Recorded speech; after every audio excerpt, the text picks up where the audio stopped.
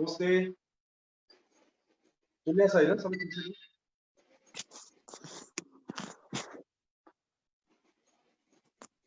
नमस्ते अरूलाई सुन्दैछ हैन ठिक छ नि हजुर ठिक छ ओके नमस्कार यहाँहरु सबैलाई जेसीआई 20000 ले हरेक दिन बिहान छलफल गर्दै आइरहेको समसामयिक विषयवस्तु हामी छलफल गर्दै आइरहेका छौं यो कार्यक्रममा यो भर्चुअल प्लेटफर्ममा यो छलफल कार्यक्रममा म सबैलाई हार्दिक स्वागत गर्न चाहन्छु आज पनि हामी त्यस्तै एउटा विषयवस्तुमा केन्द्रित रहेर छलफल गर्दैछौँ हामीसँग आज छलफलका लागि युवा राजनीतिक कर्मी प्रखर युवा वक्ता आदरणीय व्यक्तित्व जागृत रायमाझीको यहाँ उपस्थिति भइसकेको छ आज हामी खास गरी एमसीसी सम्झौता यसबारे उठेका सवालहरू कार्यान्वयनका सबल र दुर्बलका विषयमा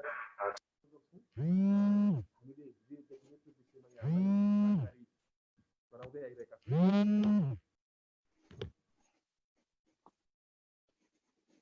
आइरहेका छौँ र आज पनि हामी केही विषयमा छलफल गर्दैछौँ सबैलाई फेरि पनि एकपटक हार्दिक स्वागत गर्न चाहन्छु र आजको यस कार्यक्रमलाई औपचारिक रूपमा म अगाडि बढाउने अनुमति चाहन्छु नमस्ते म रमेश बस्ताकोटी जेसीआई 20000 को पास्ट प्रेसिडेन्ट र अहिले जेसीआई 20000 ले देशव्यापी रूपमा यो बहस सञ्चालन गर्नका लागि मलाई संयोजकको जिम्मेवारी तोकेको छ र म त्यही अनुसार यो कार्यक्रम सञ्चालन गरिराखेको छु म आजको यस कार्यक्रममा अध्यक्षता ग्रहण गरिदिनका लागि जेसीआई 20000 का वर्ष 2020 का अध्यक्ष डाइनामिक लिडर जेसी रेशम राज शर्मा पौडेललाई हार्दिक अनुरोध गर्न चाहन्छु धन्यवाद नमस्ते जय जेसी सम्पूर्णमा यो सँगसँगै म आजको यस कार्यक्रममा वक्ताको रूपमा प्रमुख वक्ताको रूपमा रहिदिनका लागि युवा राजनीतिक कर्मी आदरणीय व्यक्तित्व प्रखर युवा वक्ता जागृत रायमाझीज्यूलाई आज यस कार्यक्रममा प्रमुख वक्ताको रूपमा रहिदिनका लागि म हार्दिक अनुरोध गर्न चाहन्छु र यो सँगसँगै हामी सधैँ औपचारिक रूपमा नै यो कार्यक्रम सञ्चालन गर्दै आएका छौँ र आज पनि औपचारिक रूपमा नै कार्यक्रमलाई अगाडि बढाउने अनुमति चाहन्छु र सबैभन्दा पहिले हामी राष्ट्रगान सामूहिक रूपमा गाउने कार्यक्रम राष्ट्रगान सामूहिक रूपमा गाउने कार्यक्रममा सहभागी भइदिनका लागि म सबै आदरणीय सहभागीज्यूहरूलाई हार्दिक अनुरोध गर्न चाहन्छु र यसमा सहजीकरण गरिदिनका लागि म आदरणीय मेरो हाम्रो साथीको पास जनक घिमिरेज्यूलाई हार्दिक अनुरोध गर्छु धन्यवाद राष्ट्रिय गानमा तारिक भइदिनु हुन सम्पूर्णलाई म हार्दिक अनुरोध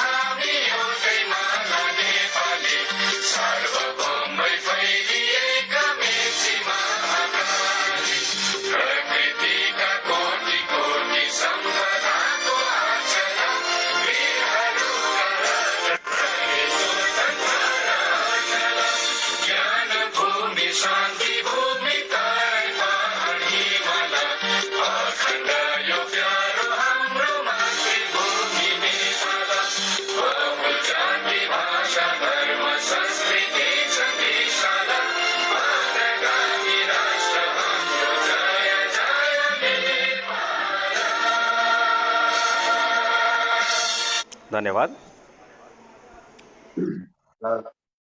धन्यवाद जनकजी र अब हामी सदाझै हामी जेसिसहरूको आस्था पाठ गर्ने कार्यक्रम रहेको छ र जेसिस आस्था पाठ गर्ने कार्यक्रममा पनि सहभागी भइदिन म सबै सहभागीहरूलाई अनुरोध गर्दछु र यसमा सहजीकरण गरिदिनका लागि म साथी दिवाकर पौडेललाई हार्दिक अनुरोध गर्दछु धन्यवाद 20000 जेसिस पूर्व अध्यक्ष तथा कार्यक्रम संयोजक जेसी रमेश चन्द्र बस्ताकोटी दाजु र यहाँ उपस्थित सम्पूर्ण जेसिस तथा नन जेसिस मनहरूमा हामी जेसिसहरूको ढुकढुकी जेसिस आस्था पाठमा सरिक भइदिनु हुन म अनुरोध गर्दछु। हामीलाई विश्वास छ कि ईश्वरमा आस्था मनुष्य जीवनलाई सार्थकता एवं उद्देश्य प्रदान गर्दछ। कि मनुष्यको बन्धुत्व भावना राष्ट्रहरूको प्रभुसत्तादेखि सर्वोपरि छ। कि आर्थिक न्यायको सर्वोत्तम उपलब्धि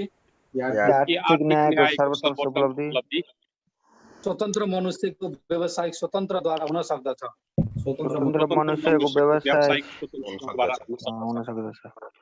कि शासन व्यक्तिको होइन विधिको हुनुपर्दछ।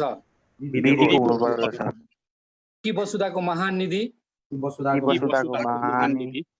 मानव व्यक्तित्वमा निहित छ। कि मानवताको सेवा जीवनको सर्वोत्तम कार्य हो। धन्यवाद। जय जेसिस। धन्यवाद दिवाकर जी, धेरै धन्यवाद छ।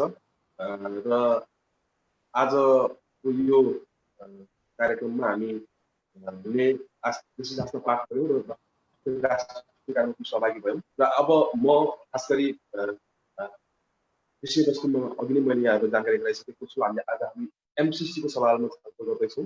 यो बिचमा हामीसँग गीतानगर जेसिसका अध्यक्ष जेसी योगराज अधिकारीको यहाँ गरिमामय उपस्थिति छ। म उहाँलाई स्वागत र सम्मान गर्न चाहन्छु। त्यसै गरी प्रस्तावित कालिका जेसिसका अध्यक्ष जेसी नरेन्द्र मिश्राज्यूको पनि यहाँ गरिमामय उपस्थिति छ। उहाँलाई पनि म स्वागत र सम्मान गर्न चाहन्छु। त्यसै गरी वर्षा खैरनी जेसिसका अध्यक्ष जेसी कवीर सरस्वतीको यहाँ गरिमामय उपस्थिति छ। उहाँलाई पनि म स्वागत र सम्मान गर्न चाहन्छु। त्यसै गरी हामीसँग नेपाल जेसिसका पूर्व राष्ट्रिय उपाध्यक्ष जेसी सुमन कृष्ण श्रेष्ठको यहाँ गरिमामय उपस्थिति छ। उहाँलाई पनि म स्वागत र सम्मान गर्न चाहन्छु। त्यसै गरी कोहलपुर जेसिसका अध्यक्ष जेसी सङ्गम खनालज्यूको यहाँ गरिमामय उपस्थिति छ। उहाँलाई पनि म स्वागत र सम्मान गर्न चाहन्छु। त्यसै गरी म्याग्दी जेसिसका अध्यक्ष जेसी सुजन बरुवालजीको यहाँ गरिमामय उपस्थिति छ। उहाँलाई पनि म स्वागत र सम्मान गर्न चाहन्छु। त्यसै गरी इनाडोल जेसिसका निवर्तमान अध्यक्ष जेसी सावित्री सुनिता ढुङ्गानाज्यूको यहाँ गरिमामय उपस्थिति छ।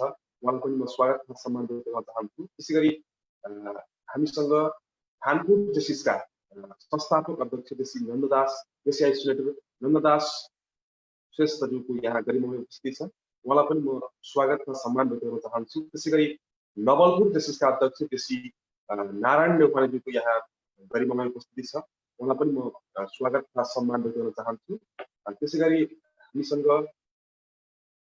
हेटौडा लेडी जेसिसका पास्ट प्रेसिडेन्ट जेसी रश्मि बस्नेतको यहाँ गरिमामय उपस्थिति छ।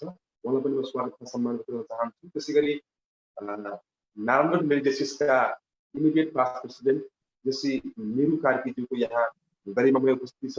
उहाँलाई पनि म स्वागत तथा सम्मान गर्न चाहन्छु। त्यसै गरी हामीसँग शारदानगर जेसिसका निवर्तमान अध्यक्ष जेसी सन्तोष घिमिरेज्यूको यहाँ गरिमामय उपस्थिति छ। उहाँलाई पनि म स्वागत तथा सम्मान व्यक्त गर्न चाहन्छु। त्यसै गरी व्यासनगर जेसिसका अध्यक्ष जेसी भरत कुमार श्रेष्ठज्यूको यहाँ गरिमामय उपस्थिति छ। उहाँलाई पनि म स्वागत तथा सम्मान व्यक्त गर्न चाहन्छु। हामीसँगै त्यति बेला पर्वत जेसिसका अध्यक्ष जेसी रामु शर्मा पनि जोडिनु भएको छ। उहाँलाई पनि म स्वागत तथा सम्मान व्यक्त गर्न चाहन्छु। त्यसै गरी हामीसँग नेपाल जेसिसका राष्ट्रिय उपाध्यक्ष जेसी रोमा क्यापुरेलजीको यहाँ गरिमामय उपस्थिति छ। उहाँलाई पनि म स्वागत तथा सम्मान व्यक्त गर्न चाहन्छु। नेपाल जेसिसको past executive vice president JC Rita नेउपानेज्यूको पनि यहाँ गरिमामय उपस्थिति छ। उहाँलाई पनि म स्वागत तथा सम्मान व्यक्त गर्न चाहन्छु। त्यसै गरी लमजुङ जेसिसका अध्यक्ष जेसी रहमत बिन मियाज्यूको यहाँ गरिमामय उपस्थिति छ। म उहाँलाई पनि स्वागत तथा सम्मान व्यक्त गर्न चाहन्छु। यो बिचमा फेरि पनि हामीसँग अरू साथीहरू देशभरिबाट जोडिने क्रम जारी नै छ। भर्खरै व्यासनगर जेसिसका आइपिपी रमेश गिरी पनि हामीसँग जोडिनु भएको छ। उहाँलाई पनि म स्वागत र सम्मान व्यक्त गर्दै आजको सवालमा म अब थोरै विषय केन्द्रित हुन चाहन्छु। आज हामीले युवा राजनीतिज्ञ आदरणीय व्यक्तित्व प्रखर युवा वक्ता जागृत रायमाझीसँग छलफल गर्दैछौँ। अहिले चलिरहेको समसामयिक विषयवस्तु जुन एउटा हट केकको विषयवस्तु पनि हो, यो विषयवस्तुमा आज हामी छलफल गर्दैछौँ। अहिले खास गरी संसदबाट यो एमसीसी सम्झौता जुन नेपाल सरकारले यसभन्दा अगाडि नै सम्झौता गरिसकेको छ, त्यो संसदबाट अनुमोदन गर्ने या नगर्ने भन्ने विषयमा नेपाली राजनीति दुई खेमामा बाँडिएको छ। त्यस कारणले गर्दाखेरि हामी आम युवाहरूको पनि यो विषयमा चासो हुनु स्वाभाविकै हो र हामीलाई पनि त्यो विषयमा चासो छ कि यो एमसीसी वास्तवमै राष्ट्रको हितमा छ या राष्ट्रको प्रतिकूल छ। त्यो विषयमा हामी जेसिसमा आबद्ध देशभरिका युवाहरूलाई पनि त्यो विषयमा हामीलाई पक्कै पनि आम चासो भएको हुनाले आज यो विषयमा हामी छलफल गर्दैछौँ र त्यही विषयमा खास गरी आफ्ना भनाइहरू निरन्तर रूपमा राख्दै आउनुभएका प्रखर युवा वक्ता आदरणीय व्यक्तित्व जागृत रायमाझी ज्यूको आज यहाँ उपस्थिति छ र यही बिचमा गीतानगर जेसिसका पास गोविन्द आचार्य ज्यूको यहाँ गरिमामा उपस्थिति छ। उहाँलाई म स्वागत र सम्मान व्यक्त गर्न चाहन्छु। त्यसै गरी बुटवल लेडी जेसिसका अध्यक्ष जेसी कल्पना पाण्डेज्यूको यहाँ गरिमामा उपस्थिति छ।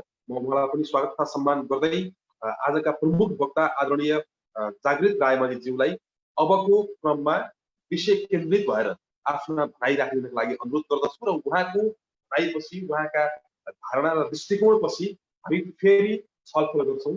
सामूहिक रूपमा हामी छलफल गरेर केही हाम्रा जिज्ञासाहरू छन्, केही हाम्रा क्वाइरीहरू छन्, हामी सुन्नुपर्ने कुराहरू छ, बुझ्नुपर्ने कुराहरू छ भने पनि हामी उहाँसँग छलफल गर्छौँ र त्यसका लागि च्याट बक्समा यहाँहरूले प्रश्नहरू पनि राख्नु होला।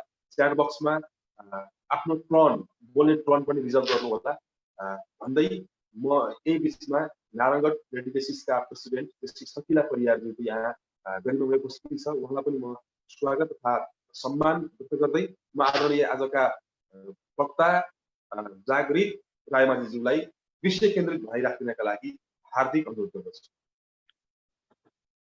सर्वप्रथम त मैले यो आफ्नो व्यक्तित्व, त्यसपछि व्यक्तित्वको विकास सँगसँगै आफ्नो नेतृत्वको विकास गर्ने काम, त्यसपछि व्यवसाय, आफू एउटा व्यवसायमा पनि संलग्न हुने र त्यसपछि सामाजिक कर्ममा पनि आफूलाई हेल्ने, यस्तो अभियानमा लाग्नुभएका जेसिसका सबै युवा साथीहरू र सबै जेसिस अन्तर्गतका जेसी कर्मी साथीहरूलाई म यो आजको बिहानीमा यहाँहरूलाई सबैलाई म अभिवादन व्यक्त गर्न चाहन्छु।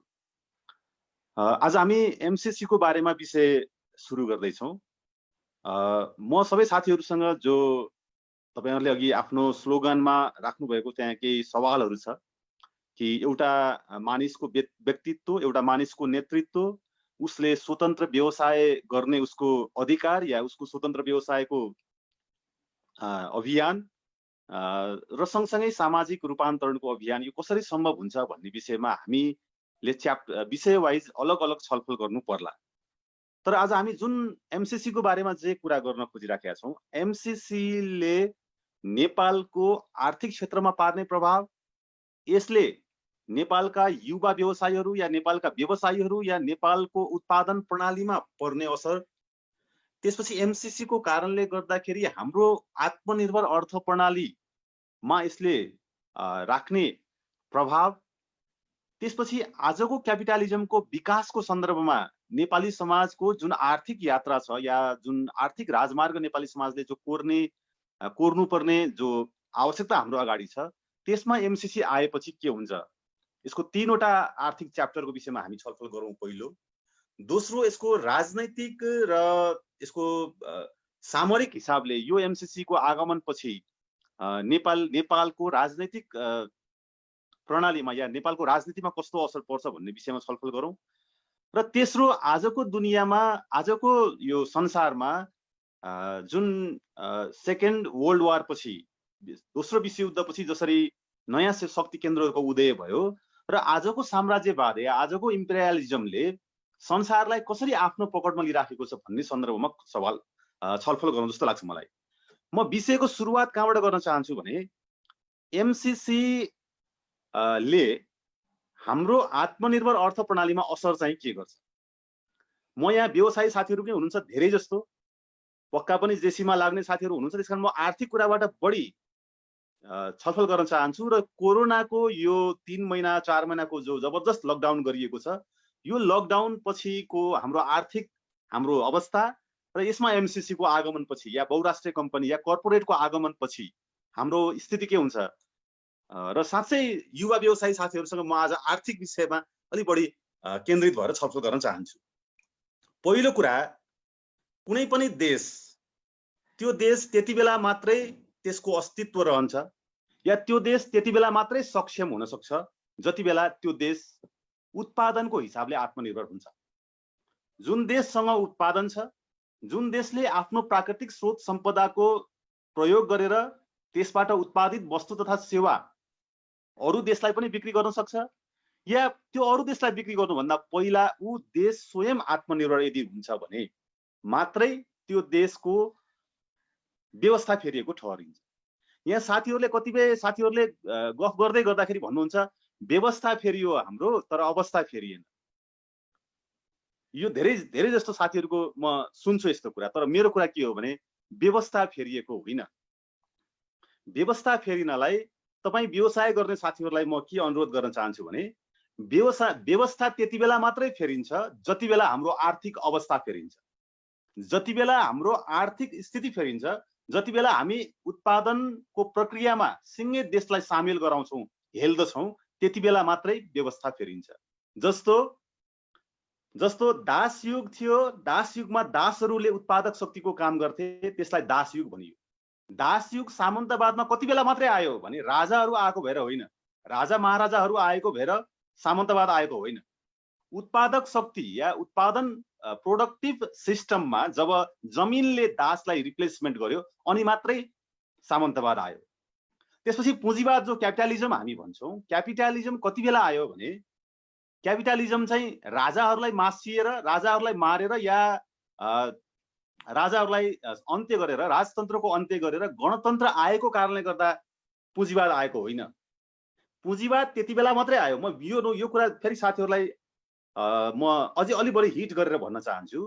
पुँजीवाद त्यति बेला मात्रै आयो जति बेला पुँजीले जमिनलाई विस्थापन गर्यो र उत्पादन प्रणालीको टोटल उत्पादन प्रणालीको मेकानिजमको जिम्मा जब पुँजीले लियो त्यसपछि मात्रै पुँजीवाद आयो। राजतन्त्र हुनु र नहुनु, पुँजीवाद हुनु र नहुनुको मुख्य चुरो कुरा होइन। जस्तो अहिले पनि बेलायतमा, अहिले पनि थाइल्यान्डमा, अहिले पनि जापानमा, अहिले पनि बेल्जियममा, अहिले पनि स्विडेनमा या अहिले पनि संसारका धेरै देशहरूमा राजतन्त्र यो या त्यो नाममा छ, तर त्यहाँ पुँजीवाद आएको 300-400 वर्ष भयो। किनभने त्यहाँको प्रोडक्टिभ सिस्टम क्यापिटलमा आधारित भयो, क्यापिटल बेस्ड त्यहाँको प्रोडक्टिभ सिस्टम भयो। हो त्यस्तै हाम्रो देशमा क्यापिटलिजम आयो कि आएन या हामी अहिले क्यापिटलिजमको अवस्थामा छौँ कि छैनौँ भन्ने कुराको चाहिँ त्यति बेला मात्र यसको एन्सर आउनेवाला छ कि हाम्रो देशको प्रोडक्टिभ सिस्टम क्यापिटलमा आधारित छ कि छैन, या हाम्रो देश प्रोडक्सनमा आधारित छ कि छैन। मैले यो कुरालाई एमसीसीसँग किन जोड्न चाहेँ भने म तपाईँहरूसँग यो एमसीसी को बारेको आर्थिक प्रणालीको बारेमा चर्चा गर्नुभन्दा पहिला दुईटा कुरा गर्न चाहन्छु। पहिलो कुरा, क्यापिटलिजमको 4वटा फेज आयो। एउटा क्यापिटलिजम सुरुमा यो व्यापारबाट सुरु हुन्छ। क्यापिटलिजमको प्रारम्भिक चरण भनेको व्यापारिक चरण हो। अझ त्योभन्दा पहिला त एउटा शिल्प सङ्घ भन्ने थियो, यो चाहिँ इटली, फ्रान्स र जर्मनीमा शिल्प सङ्घ भन्ने थियो। त्यसपछि व्यापारिक चरण आयो, त्यहाँ व्यापार हुन्छ व्यापारिक चरण। त्यसपछि व्यापारिक चरणपछि औद्योगिक चरण आउँछ, इन्डस्ट्रियल क्यापिटलिजमको चरण आउँछ, त्यहाँ उद्योग मुख्य हुन्छ। त्यसपछि इन्डस्ट्रियल क्यापिटलिजमलाई विस्थापन गरेर यो वित्तीय पुँजीवाद आउँछ, त्यहाँ ब्याङ्किङ सेक्टरहरू हाबी हुन्छन् र ब्याङ्किङ सेक्टरलाई रिप्लेसमेन्ट गरेर कर्पोरेट सिस्टम या मल्टिनेसनल कम्पनीको सिस्टम आउँछ, त्यसपछि कर्पोरेट हाबी हुन्छ।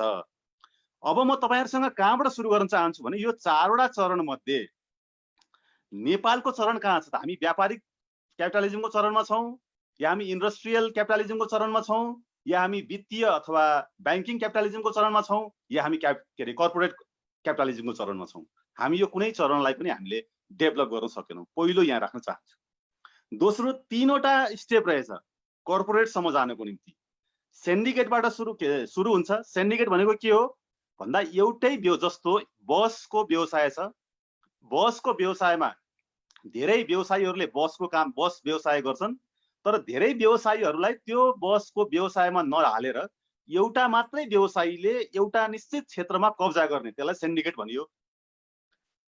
हामी यहाँ सिन्डिकेट अहिले तोडिराखेका छौँ, सिन्डिकेट चाहिँ के अरे हामी छोडिराखेका छौँ, सिन्डिकेटको चाहिँ विरोध गरिराखेका छौँ, या सिन्डिकेट हुनुहुन्छ या हुनुहुन्न भनेर डिबेट गरिराखेका छौँ।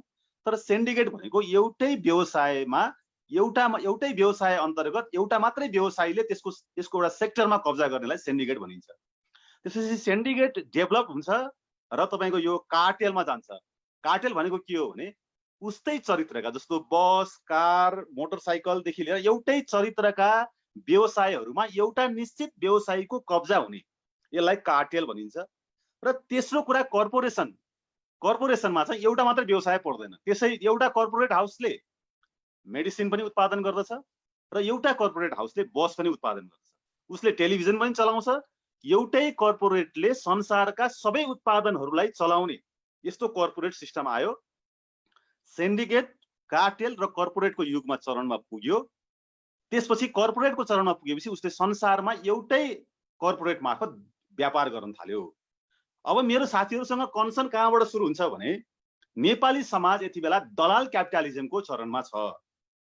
म सबै जेसिसका साथीहरूसँग यो कुरा विनम्रतापूर्वक अपिल गर्न चाहन्छु कि हामीलाई एउटा भ्रम छ, नेपालमा क्यापिटलिजम आयो भनेर दलाल क्यापिटलिजमलाई क्यापिटलिजम भन्ने भ्रम छ हामीसँग।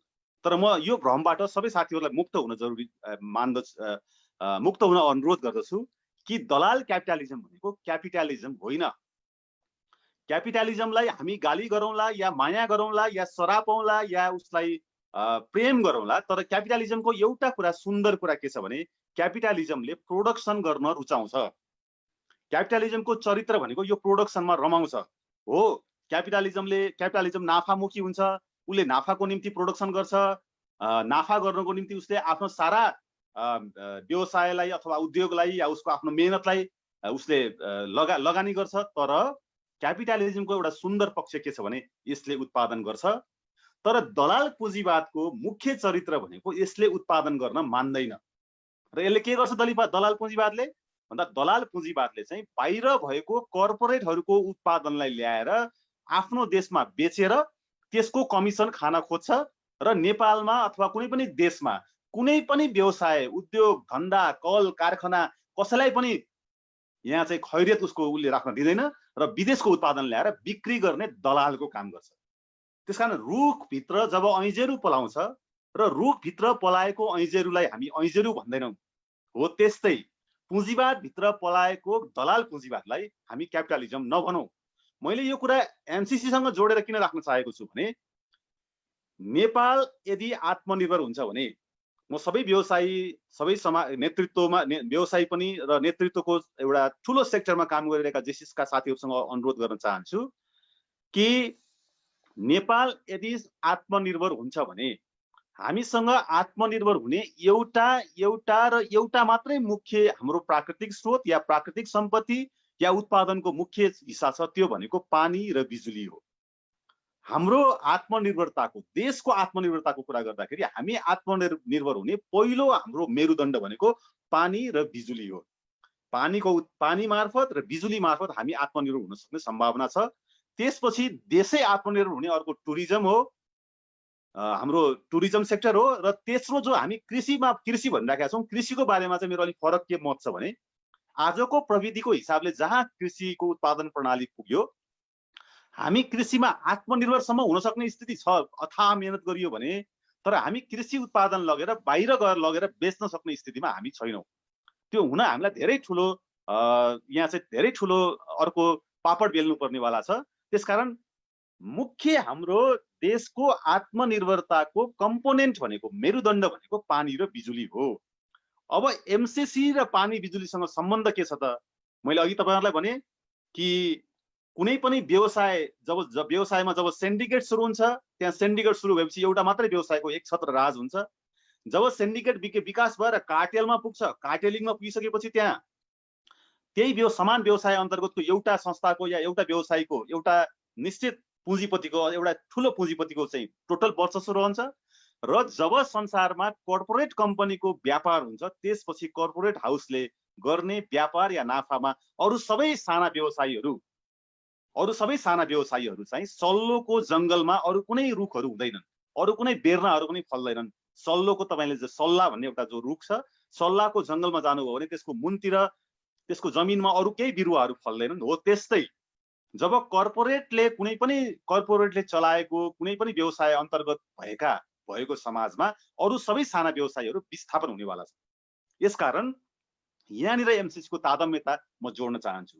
र अर्को कुरा तपाईँहरूसँग राख्न चाहन्छु, यो लकडाउनको 3 महिनाको अवधिले हामीलाई के देखायो भने हामीले त पहिलादेखि भन्ने पनि गरेका थियौँ कि मध्यम वर्ग या जसलाई मिडल क्लास भन्छौँ हामी, मिडल क्लास र लोयर मिडल क्लास या तल्लो वर्ग चाहिँ रिभोल्युसनको निम्ति या चेन्जको निम्ति या आर्थिक उन्नतिको निम्ति उत्पादनको निम्ति एकै ठाउँमा आउनुपर्छ है।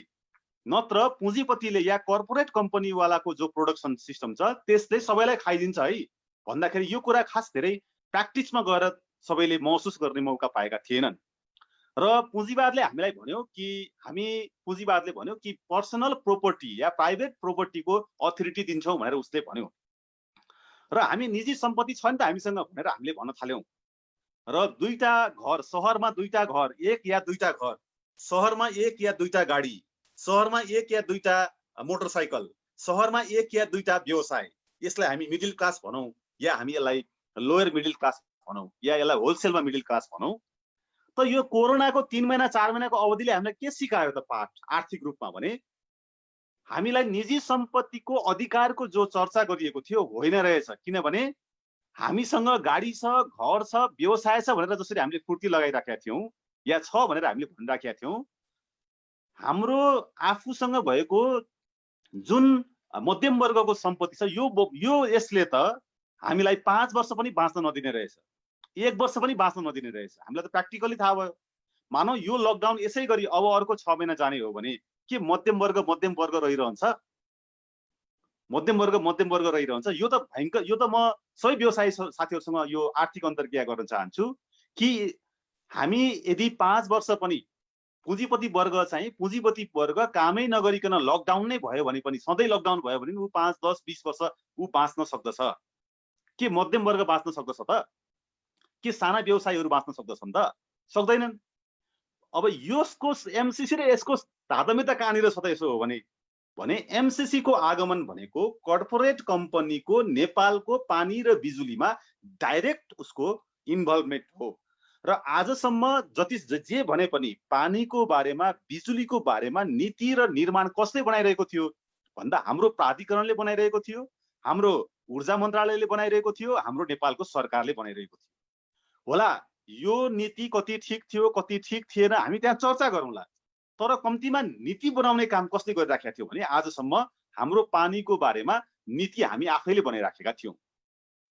तर एमसीसी को आगमन भएपछि के हुने भयो भने हाम्रो आर्थिक आत्मनिर्भरताको मुख्य चिज पानी र बिजुलीको नीति अर्को एउटा कर्पोरेट कम्पनी या अर्को देशले बनाउने भयो, त्यसमा लगानी उसले गर्ने भयो, त्यसको मुनाफाको प्रक्रियामा ऊ सामेल हुने भयो, त्यसको चाहिँ टोटल सञ्चालनमा उसको हस्तक्षेप रहने भयो। र भन्नलाई त 5 वर्षको एग्रिमेन्ट भनिएको छ, तर यो 5 वर्षको निम्ति होइन। किनभने 5 वर्षपछि जब त्यो क्रियान्वयनमा जान्छ त्यसपछि फेरि यस्ता सन्धिहरू, यस्ता सम्झौताहरू रिन्यू हुँदै आएको छ। यसकारण पानी र बिजुलीमाथि कर्पोरेट हाउस या बहुराष्ट्रिय कम्पनीको डाइरेक्ट आगमनको जो परिकल्पना गरिएको छ, यहाँनिर छ हाम्रो समस्या। पहिलो कुरा। दोस्रो कुरा, अमेरिका किन यहाँ आइराखेको छ त यो मामिलामा भने म सबै साथीहरूसँग अपिल गर्न चाहन्छु, यो रोचक रहेछ यो तथ्य। जस्तो मडगास्कर भन्ने एउटा देश छ, त्यहाँ चाहिँ 13 लाख हेक्टर जमिन, त्यो मडगास्कर भन्ने देश एग्रिकल्चरको निम्ति फेमस छ। त्यो देशमा अमेरिका जान्छ र त्यहाँ एग्रिकल्चरको एमसीसी गर्छ र उसले 13 लाख हेक्टर जमिन कब्जा गर्न खोज्छ। तपाईहरुले घानाको नाम सुन्नु भएको होला। घाना विश्वमा सबैभन्दा बढी भुइँ कटहर उत्पादन हुने देश हो। घानामा अमेरिका जान्छ र भुइँ कटहरको निम्ति एमसीसी गर्छ उसले घाना गएर। तपाईहरुले माली सुन्नु भएको होला। माली भन्ने देशमा उसले जमिनको निम्ति एमसीसी गर्छ। तान्जानिया भन्ने देशमा उसले जमिनको निम्ति एमसीसी गर्छ। र हामीले इराक सुनेका छौं, इरान सुनेका छौं, कुवेत सुनेका छौं, लिबिया सुनेका छौं, सिरिया सुनेका छौं, यतापट्टि आएर भेनेजुएला सुनेका छौं। जो तेलको मेन प्रोडक्ट हुने, जहाँ चाहिँ प्राकृतिक स्रोतले तेलको जहाँनिर चाहिँ वर्चस्व छ, अमेरिका त्यहाँ जान्छ र त्यहाँको सारा तेल प्राकृतिक स्रोत सम्पदामाथि उसले आफ्नो पकड जमाउँछ। यसरी अमेरिकाले गर्यो के त भन्दाखेरि जुन देशमा जे प्राकृतिक स्रोत सम्पदा छ त्यो प्राकृतिक स्रोत सम्पदाको नीति बनाउने, त्यसको उत्पादन प्रक्रियामा आफू सामेल हुने र त्यसको वितरण गरेर नाफा आर्जन गर्ने काम गर्यो, जसले त्यो देशलाई या त्यो देशका जनतालाई उसले चाहिँ खास राहत या त्यसले कुनै फाइदा पुर्याएको देखिन्न। यसकारण आर्थिक रूपमा चाहिँ यो एमसीसी के हो भनेर भन्दाखेरि चाहिँ यो कर्पोरेट कम्पनीको नेपालको आत्मनिर्भर अर्थतन्त्रको मुख्य मेरुदण्ड पानी र बिजुली माथिको आँखा गाड्ने या गिद्धे नजर लगाउने यो एउटा प्रपञ्च हो, जसले नेपाल आफैमा त उत्पादन नेपालमा केही पनि छैन, नेपालमा राष्ट्रिय पुँजीपति वर्ग पनि छैन। यहाँ नेपालमा को छ त भन्दाखेरि सबैभन्दा ठुलो नेपालको साहु भनेको, सबैभन्दा ठुलो नेपालको उद्योगी भनेको सामसुङको नेपाली डिलर्स या होन्डा बजाज या तपाईको चाहिँ मारुति सुजुकीको नेपालमा डिलर छ। नेपालमा विदेशमा उत्पादन भएको कम्पनीको डिलर राख्ने मान्छे नेपालको सबैभन्दा ठुलो पुँजीपति छ। यो किन भयो भने दलाल पुँजीवादले चाहिँ अथवा दलाल पुँजीवादले उत्पादन गर्न नचाहने नदिने भएको कारणले गर्दा बाहिरको उत्पादन ल्याएर बेच्ने भन्दा हामीसँग विकल्प छैन। त्यसकारणले यो भएको छ। अब एमसीसी आइसकेपछि चाहिँ पानी र बिजुलीमाथि जो हाम्रो अहिलेसम्म मोटामोटी पकड थियो, यद्यपि हामीले उत्पादन गर्न सकेका छैनौँ, त्यसमा ठिक सरकारले ठिक नीति ल्याउन सकेको छैन। त्यसलाई सानो सानो युनिटमा 1 देखि 10 मेगावाटको बिजुलीहरू उत्पादन गरेर टोटल देशलाई नै नगरपालिकाहरूलाई, गाउँपालिकाहरूलाई, टोलहरूलाई आत्मनिर्भर बनाउनु पर्ने नीति ल्याएको छैन। त्यो हाम्रो सरकारको कमजोरी छ, हाम्रो देशको कमजोरी छ। तर यसमाथि चाहिँ कर्पोरेट हाउसको डाइरेक्ट जो इन्भल्भमेन्टको जो कुरा छ यो सबैभन्दा घातक छ। पहिलो कुरा मैले यहाँबाट सुरु गर्न चाहे।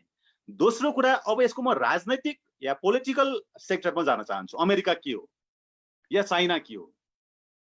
हामी सबैलाई थाहा छ, पहिलो विश्वयुद्ध भयो उत्पादनको नाफा गर्ने उद्देश्यले, दोस्रो विश्वयुद्ध भयो व्यापारकै कारणले गर्दा भयो। दोस्रो विश्वयुद्ध देशहरूको विश्वयुद्ध होइन, व्यापारको विश्वयुद्ध हो। त्यस्तै अमेरिका र चाइना दुईटा स्ट्राटेजी भएका देशहरू हुन्।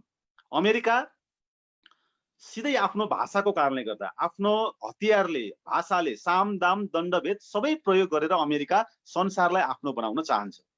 चाइना व्यापारको माध्यमबाट मात्रै अहिलेसम्म गइराखेको छ। चाइनाको तिब्बतको केसमा केही विवाद, त्यहाँको आन्तरिक विवाद छ। अर्को ताइवान, हङकङको बारेमा विवाद छ। हामी त्यो बारेमा अलग च्याप्टरमा चर्चा गरौँला। तर चाइनाले चाहिँ आक्रमण गर्ने या कुनै देशलाई हान्ने या कुनै देशलाई जानेतिर गइराखेको देखिन्न। ऊ व्यापारलाई नै सेन्टरमा राखेर काम गरिराखेको देखिन्छ।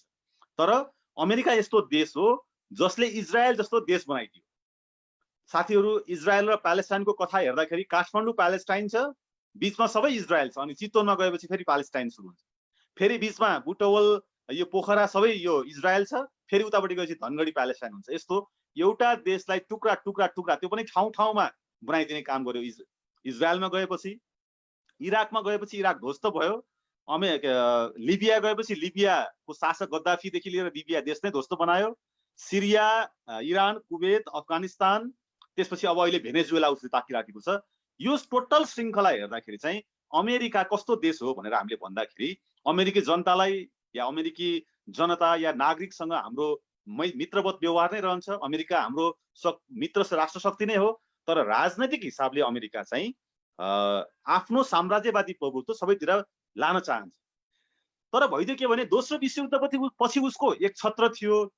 2001 मा जब ट्विन टावर अमेरिकाले दुनियाँलाई हेर्नको लागि भनेर बनाएको ट्विन टावर भनौँ न, ट्विन टावर जब सेप्टेम्बर 11, 2001 मा जब आक्रमण भयो, त्यसपछि अमेरिकाले सुरक्षा खतरा देख्यो र आफूले देखेको सुरक्षा खतरा र आर्थिक रूपमा उसले गर्न नसकेको कब्जालाई हल गर्नको निम्ति अमेरिकाले 2004 मा एमसीसी सुरुवात गर्यो। यता अमेरिकाले 2004 मा एमसीसी सुरुवात गर्छ, यतापट्टि चाइनाले आफ्नो व्यापारलाई फैलाउनको निम्ति यो ब्रिक्स अन्तर्गत चाहिँ ब्राजिल, त्यसपछि रसिया, इन्डिया, चाइना र साउथ अफ्रिका यो ब्रिक्स सुरु गर्छ 2006 देखि। 2006 देखि यतापट्टि चाइनाले ब्रिक्स सुरु गर्छ र 2013 मा गएपछि 13 मा गएपछि यो वन बेल्ट वन रोड, यो BRI यो बेल्ट रोड यो इनिसिएटिभको जो उसले अभियान लिएर जान्छ, यसपछि चाहिँ अमेरिकाले अब मेरो समानान्तरमा चाइना आउँदैछ है भनेर उसले सोच्छ। किनभने अब ब्राजिलदेखि रसिया हुँदै इन्डिया र साउथ अफ्रिकादेखि चाइनासम्मको एउटा सञ्जाल उनले ब्रिक्स मार्फत बनाउँछ। त्यसपछि BRI मार्फत जो यो पुरानो सिल्क रोडको जो अवधारणा थियो त्यसले संसारको 70% भन्दा बढी 60% भन्दा बढी भूभागमा उसको व्यापारको सञ्जाल जब चाइनाले बनाउन खोज्छ, त्यसपछि अमेरिकाले एसिया पेसिफिक स्ट्राटेजी, सुरुमा यो इन्डो पेसिफिक भन्ने थिएन, एसिया पेसिफिक स्ट्राटेजी ल्याउँछ र चाइनाले 2013 मा BRI ल्याइसकेपछि 2017 मा आएर अमेरिकाले इन्डो पेसिफिक अवधारणा ल्याउँछ। इन्डो पेसिफिक भनेको चाहिँ यो हिन्द प्रशान्त महासागर, हिन्द प्रशान्तदेखि यो प्रशान्त महासागरसम्मको यो ठुलो एउटा सञ्जालमा उसले कब्जा जमाउन खोज्छ। अब इन्डो पेसिफिक रणनीति भनेको के हो त, र MCC र यसको सम्बन्ध के छ त भन्दा, ट्विन टावर हानिसकेपछि, ट्विन टावरको घटना भइसकेपछि अमेरिकाले संसारमा लगानी गर्ने रकम र सारा सुरक्षा नीति, उसको सुरक्षा, आफ्नो सुरक्षा र आफ्नो साम्राज्य फैलाउने एउटा नीति तय गर्यो, जसलाई उसले सुरुमा एसिया पेसिफिक स्ट्राटेजी भन्यो र त्यसपछि त्यसलाई उसले इन्डो पेसिफिक स्ट्राटेजी भनेर लग्यो। र MCC पनि इन्डो पेसिफिक स्ट्राटेजीकै एउटा अङ्ग हो, अर्थात् अमेरिकाको सुरक्षा अवधारणा या सुरक्षा नीति अन्तर्गतको यो हो। MCC योभन्दा अलग होइन। यसमा उसको सुरक्षा स्वार्थ छ, उसको राजनैतिक स्वार्थ छ र आर्थिक स्वार्थ छ, ताकि एउटा यस्तो बिन्दु आउँछ साथीहरू कि अमेरिका र चाइनाको आजको आर्थिक यात्रा, हामीलाई चाइनातिर पनि ढल्किनु छैन। यहाँ फेरि केही साथीहरू चाइनातिर, चाइनाले चाहिँ हामीलाई खुब गरिदिन्छ भनेर पनि चाइनातिर ढल्केर अमेरिका या MCC को विरोध गरिरहेका छन्। म त्यो बिन्दुमा छैन, म चाहिँ त्यो बिन्दुमा छैन। एउटा यस्तो बिन्दु आउँछ कि चाइना र अमेरिकाको बीचमा निर्णायक टसल हुने या निर्णायक द्वन्द्व हुने एउटा चरण आउँछ। त्यो चरणको निम्ति नेपाल यति धेरै सामरिक या राजनैतिक स्ट्राटेजीको महत्त्वको ठाउँ छ कि त्यो दुवैले हामीलाई प्रयोग गर्न खोज्दछन्। हामी त्यो प्रयोग गर्न खोज्दछन् र त्यसको निम्ति अमेरिकाले MCC को बाटो तय गर्यो र इन्डो पेसिफिक उसको सुरक्षा रणनीति अन्तर्गत यो MCC लाई राख्यो। त्यसकारण इन्डो पेसिफिक रणनीतिको अङ्ग भएको कारणले गर्दा पनि MCC लाई रिजेक्ट भन्नुको विकल्प छैन। दोस्रो कुरा, मैले दुईवटा कुरा राखेँ। पहिलो, हाम्रो आत्मनिर्भर अर्थ प्रणाली र हाम्रो उत्पादन गर्नुपर्ने जो आर्थिक पाटो छ त्यो पाटोमाथि MCC ले ठाडै बलात्कार गर्छ, एक। दोस्रो, इन्डो पेसिफिक रणनीति अन्तर्गत यो पर्ने भएको कारणले गर्दा उसको सुरक्षा स्वार्थमा अमेरिकाले हामीलाई प्रयोग गर्न खोज्ने भयो। दोस्रो कुरा। तेस्रो र रोचक कुरा के छ भने, MCC भनेको त बायोल्याटरल अथवा चाहिँ द्विदेशीय सम्झौता हो, तर यहाँ भारत राखेको छ। अमेरिका र नेपालको बीचको सम्झौतामा भारतलाई साक्षी राख्ने काम गरेको छ। त्यो किन गरेको छ त भन्दा, मैले अघि नै भने कि पानी र बिजुलीबाट बिजुली उत्पादन भएपछि त्यो बिजुली जाने बाटो त भारत या बङ्गलादेश या यसको जमिन प्रयोग गरेर जानुपर्ने हुन्छ। त्यसको निम्ति र राजनैतिक रूपमा भारत पनि फेरि जनसङ्ख्याको हिसाबले विश्वको 1 अरब 30 करोड भन्दा बढी जनसङ्ख्या भएको देश भएको कारणले गर्दा भारत पनि आफ्नो ग्रिपमा राख्ने योजना अन्तर्गत, राजनीतिक ग्रिपमा राख्ने योजना अन्तर्गत MCC मा उसले भारतलाई लिएर आयो। भनिसकेपछि त यसरी यो दुईटा देशको बीचमा सम्झौता गर्नुपर्ने ठाउँमा तेस्रो देशलाई पनि ल्याएर जबरजस्ती उसले इन्भल्भमेन्ट गरेको छ। यो चाहिँ यसबाट नै प्रष्ट हुन्छ कि MCC भित्रको कुरा के हो भन्ने कुरा भारतको इन्भल्भमेन्टको हिसाबले पनि रहन्छ। त्यसकारण यो चाहिँ तेस्रो कारणले गर्दा यो चाहिँ नाजायज या बेठिक छ। अब रह्यो बौद्धिक सम्पत्तिको कुरा।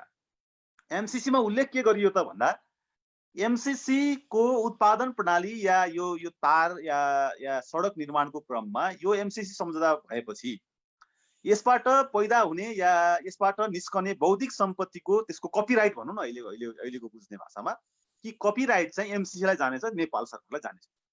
यो कस्तो, यो के लेखेको, यो के नेपालीहरूको गिरी छैन, कि नेपालीहरूको बुद्धि छैन, कि नेपालीहरूले आफ्नो टाउको आफै हल्लाउन सक्दैनन्, कि हामी कहाँ उत्पादन हुने या हामी कहाँ बनाउने ट्रान्समिसन लाइन या सडक निर्माण गर्ने क्रममा या कुनै प्रोजेक्ट हामीले यहाँ तयार पार्दाखेरि के हामी हाम्रो टाउको हल्लाउन सक्दैनौँ, कि हाम्रो गिदीले काम गर्दैन, कि हाम्रो बौद्धिक सम्पत्तिको कपिराइट अर्को देशलाई दिनुपर्ने हुन्छ भन्दा योभन्दा घातक कुरा के हुन सक्छ। पाँचौं कुरा, अब 6औं कुरामा म जान चाहन्छु अकाउन्टिङको कुरा। साथीहरू व्यवसायमा पनि हुनुहुन्छ अकाउन्टिङको कुरा।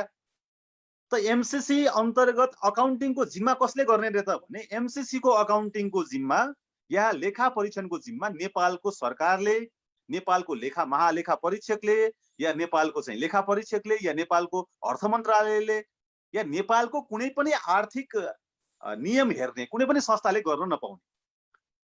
त्यसको अकाउन्टिङको जिम्मा एमसीसी र अमेरिकालाई नै जाने। भनेपछि यो कस्तो हामी प्रोजेक्ट गर्दैछौँ कि जुन प्रोजेक्ट अन्तर्गत कति खर्च हुन्छ, कति तलब राखिएको छ, त्यसको चाहिँ पारदर्शी छ कि छैन भन्ने कुरा हाम्रो सर्वोच्च अदालतले पनि अथवा हाम्रो अदालतले पनि फैसला गर्न नपाउने, हाम्रो यहाँको सरकारले पनि फैसला गर्न नपाउने। योभन्दा बढी हामी माथि ठाडो आर्थिक आक्रमण अरू के हुन सक्छ त? यो हुन सक्ने सम्भावना भयो अकाउन्टिङको कुरा।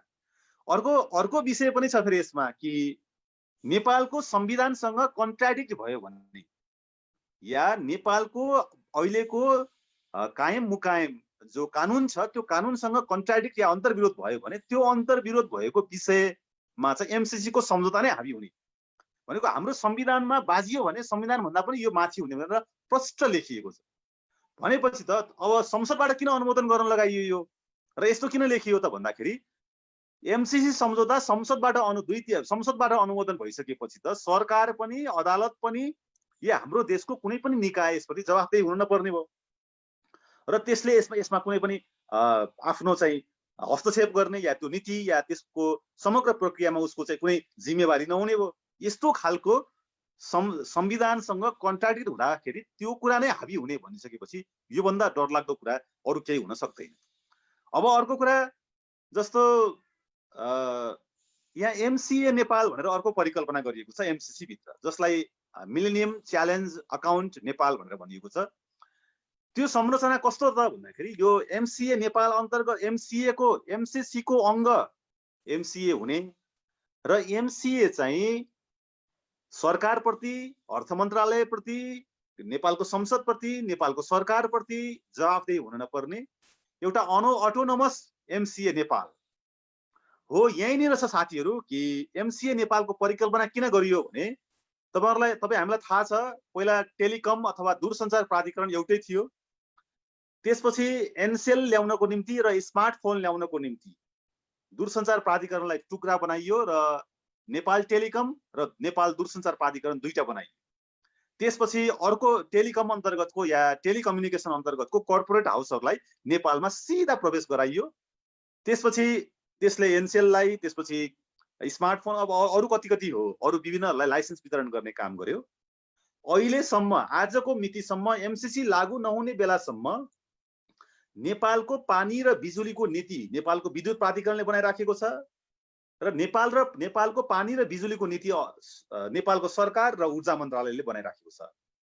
अब एमसीसी सम्झौता भएपछि एमसीसी अन्तर्गत एउटा मिलेनियम च्यालेन्ज अकाउन्ट भन्ने जसरी दूरसञ्चार प्राधिकरण बनेर या टेलिकमबाट छुटेर उसले जसरी एनसेल र अरू दूरसञ्चार प्रदायकहरूको चाहिँ डाइरेक्ट ठाडो उसले लाइसेन्स दिने जो काम गर्यो र त्यसको नाफा, त्यसको ट्याक्सेसन सिस्टमबाट हामी कति आजित छौँ, आज छँदैछौँ हो। त्यस्तै नेपालको पानी र बिजुलीको नीति बनाउनको निम्ति एउटा नयाँ मिलेनियम च्यालेन्ज अकाउन्ट नेपाल बन्दैछ।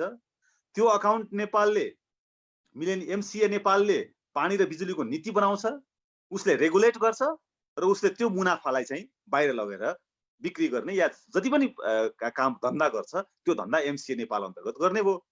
अब हाम्रो देश समृद्धिको नारा एकातिर लागिराखेको छ तर हाम्रो देशको समृद्धिको मूल आधार पानी र बिजुलीमाथि ठाडो कर्पोरेट कम्पनीको हस्तक्षेप र त्यो कर्पोरेट कम्पनीको हस्तक्षेप मार्फत बन्ने एमसीए नेपालले यसको नीति बनाउने रवैया देखाइराखेको छ। भनिसकेपछि यो हिसाबले हेर्दाखेरि अब हामीले सिधा भन्न सक्नुपर्दछ कि एमसीए नेपाल मार्फत एमसीसीले जे गरिराखेको छ त्यो एमसीए नेपाल चाहिँ सरकारको प्यारलल नेपाल सरकारको नीतिको हिसाबले, आर्थिक प्रणालीको हिसाबले एउटा प्यारलल संस्थाको रूपमा त्यो चाहिँ रहने भयो। अब अर्को मैले यहाँनिर राखिसकेपछि साथीहरूसँग यो व्यवसायी साथीहरू पनि हुनुहुन्छ भन्ने अपेक्षा सहित उत्पादन, प्रोडक्सन र उपभोक्ताको बीचमा चारवटा चक्र हुन्छ। पुँजी पुँजी त्यति बेला मात्रै पुँजी रहन्छ जति बेला त्यो लगानीमा जान्छ। पुँजी अथवा क्यापिटल इन्भेस्टमेन्ट, त्यसपछि प्रोडक्सन, त्यसपछि प्रॉफिट र रिइन्भेस्टमेन्ट अथवा पुँजी, लगानी, उत्पादन, नाफा र पुनरुत्पादन, यो चक्र, यो प्रक्रिया पूरा गरेपछि मात्रै क्यापिटलिजम या क्यापिटल भन्ने अर्थ रहन्छ। यो चक्र पूरा गर्दाखेरि उसले 4 वटा चक्र पूरा गर्नुपर्ने हुँदो रहेछ। पहिलो उत्पादनको चक्र, उसले प्रोडक्सन गर्नुपर्ने हुन्छ। दोस्रो वितरणको चक्र, वितरण भनेको अर्थशास्त्रीय हिसाबले उपभोक्तासँग वितरण होइन कि उत्पादनमा संलग्न जो कम्पोनेन्टहरू जो छन्, उत्पादनका जो हिस्सेदारहरू छन्, शेयर होल्डर जो छन्, उनीहरूको बीचको वितरणको कुरा हो। र तेस्रो विनिमयको कुरा, त्यो एक्सचेन्जको कुरा, त्यो चाहिँ उपभोक्तासम्मको विनिमयको प्रक्रियाको कुरा हो। र उपभोगको कुरा चाहिँ उपभोक्ताले उपभोग गर्ने कुरा हो। अब यहाँनिर एमसिए नेपाल मार्फत आउँदाखेरि उत्पादनको, बिजुली र पानीको उत्पादनको चक्र पनि कर्पोरेट कम्पनीलाई, वितरण अथवा नाफाको चक्र पनि कर्पोरेट कम्पनीलाई, विनिमयमा उपभोक्ताले, नेपाली उपभोक्ताले अहिले तिरेको युनिटको प्राइस भन्दा बढी महँगोमा तिर्नुपर्ने हामीले, त्यसपछि यो चक्रमा सिँगै यो चक्रमा उत्पादन, वितरण, विनिमय र उपभोगको जो चक्र छ, यो चक्रमा एमसिसी नेपाल, एमसिसी मार्फत एमसिए नेपालको कब्जा, यो नै हो एमसिसी को खास सुरो एमसिसी आगमनको कथा। अब म तपाईहरुसँग अर्को एउटा संवाद पनि राख्न चाहन्छु यहाँनिर कि जुन ठुलो हाइड्रो पावरको जो चर्चा छ, मैले केही ठाउँमा भनेको पनि थिएँ, म तपाईं सबै साथीहरुलाई म यसमा खास गरिकन यो विषयमा एकपटक घोत्लिनको निम्ति, एकपटक निधार खुम्च्याउनको निम्ति अनुरोध गर्न चाहन्छु। नेपाल जस्तो देशमा ठुलो मेगावाटको 100, 50 या 200, 500 मेगावाटको बिजुली उत्पादनको प्रक्रिया ठीक हो कि होइन? मेरो 4 वटा तर्क छ कि हामी कहाँ जुन ठुलो बिजुलीको जो प्रोडक्सन सिस्टम जो अहिले गर्न खोजिएको छ, बुढी गण्डकी भनेर, काली गण्डकी भनेर, त्रिशुली भनेर, मर्स्याङ्दी भनेर, कोशी भनेर जो गर्न खोजिएको छ, यो गलत छ भन्ने मेरो तर्क छ। त्यसमा म 4 वटा तर्क यहाँहरुसँग पेश गर्न चाहन्छु। पहिलो कुरा, पहाड, नेपाली समाज पहाडको स्ट्रक्चर भएको समाज अलि बढी हो। तराई हाम्रो उत्पादनको निम्ति छ, बिजुलीको निम्ति छैन। पहाडको सौन्दर्यता भनेको जम्मा 2टा कुरा हो। एउटा पहाडको खोलामा, पहाडको नदीमा, नदीको छेउमा बस्ती हुन्छ, त्यहाँ मानिसहरू बस्दछन्, र पहाडको नदीको छेउमा मानिसहरूले खेती गर्दछन्। हाम्रो उत्पादन पनि पहाडको खोलाको छेउमा हुन्छ, नदीको छेउमा हुन्छ, र हाम्रो बसोबास पनि पहाडको नदीको छेउमा हुन्छ। अब 500 मेगावाटको या 50 मेगावाटको या 1000 मेगावाटको बिजुली उत्पादन गर्दाखेरि हुन्छ के त भने हाम्रो खेतीयोग्य जमिन पनि सबै डुबानमा पर्दछ र हाम्रो बस्ती पनि सबै उठ्दछ। जस्तो कुलेखानी 50 मेगावाटको कुलेखानी हो।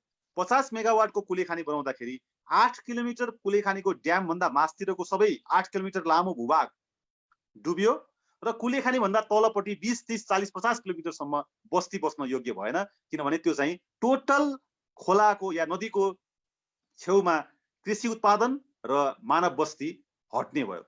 अब पहाडको मुख्य सौन्दर्य जो सामाजिक, अब समाजशास्त्रीय हिसाबले या मानवशास्त्रीय हिसाबले या मानवीय हिसाबले जुन हाम्रो सौन्दर्यता छ, त्यो सौन्दर्यतालाई ध्वस्त बनाएर 500 मेगावाटको बनाइदिने, 100 मेगावाटको बिजुली बनाइदिँदाखेरि के हुन्छ? पहिलो कुरा।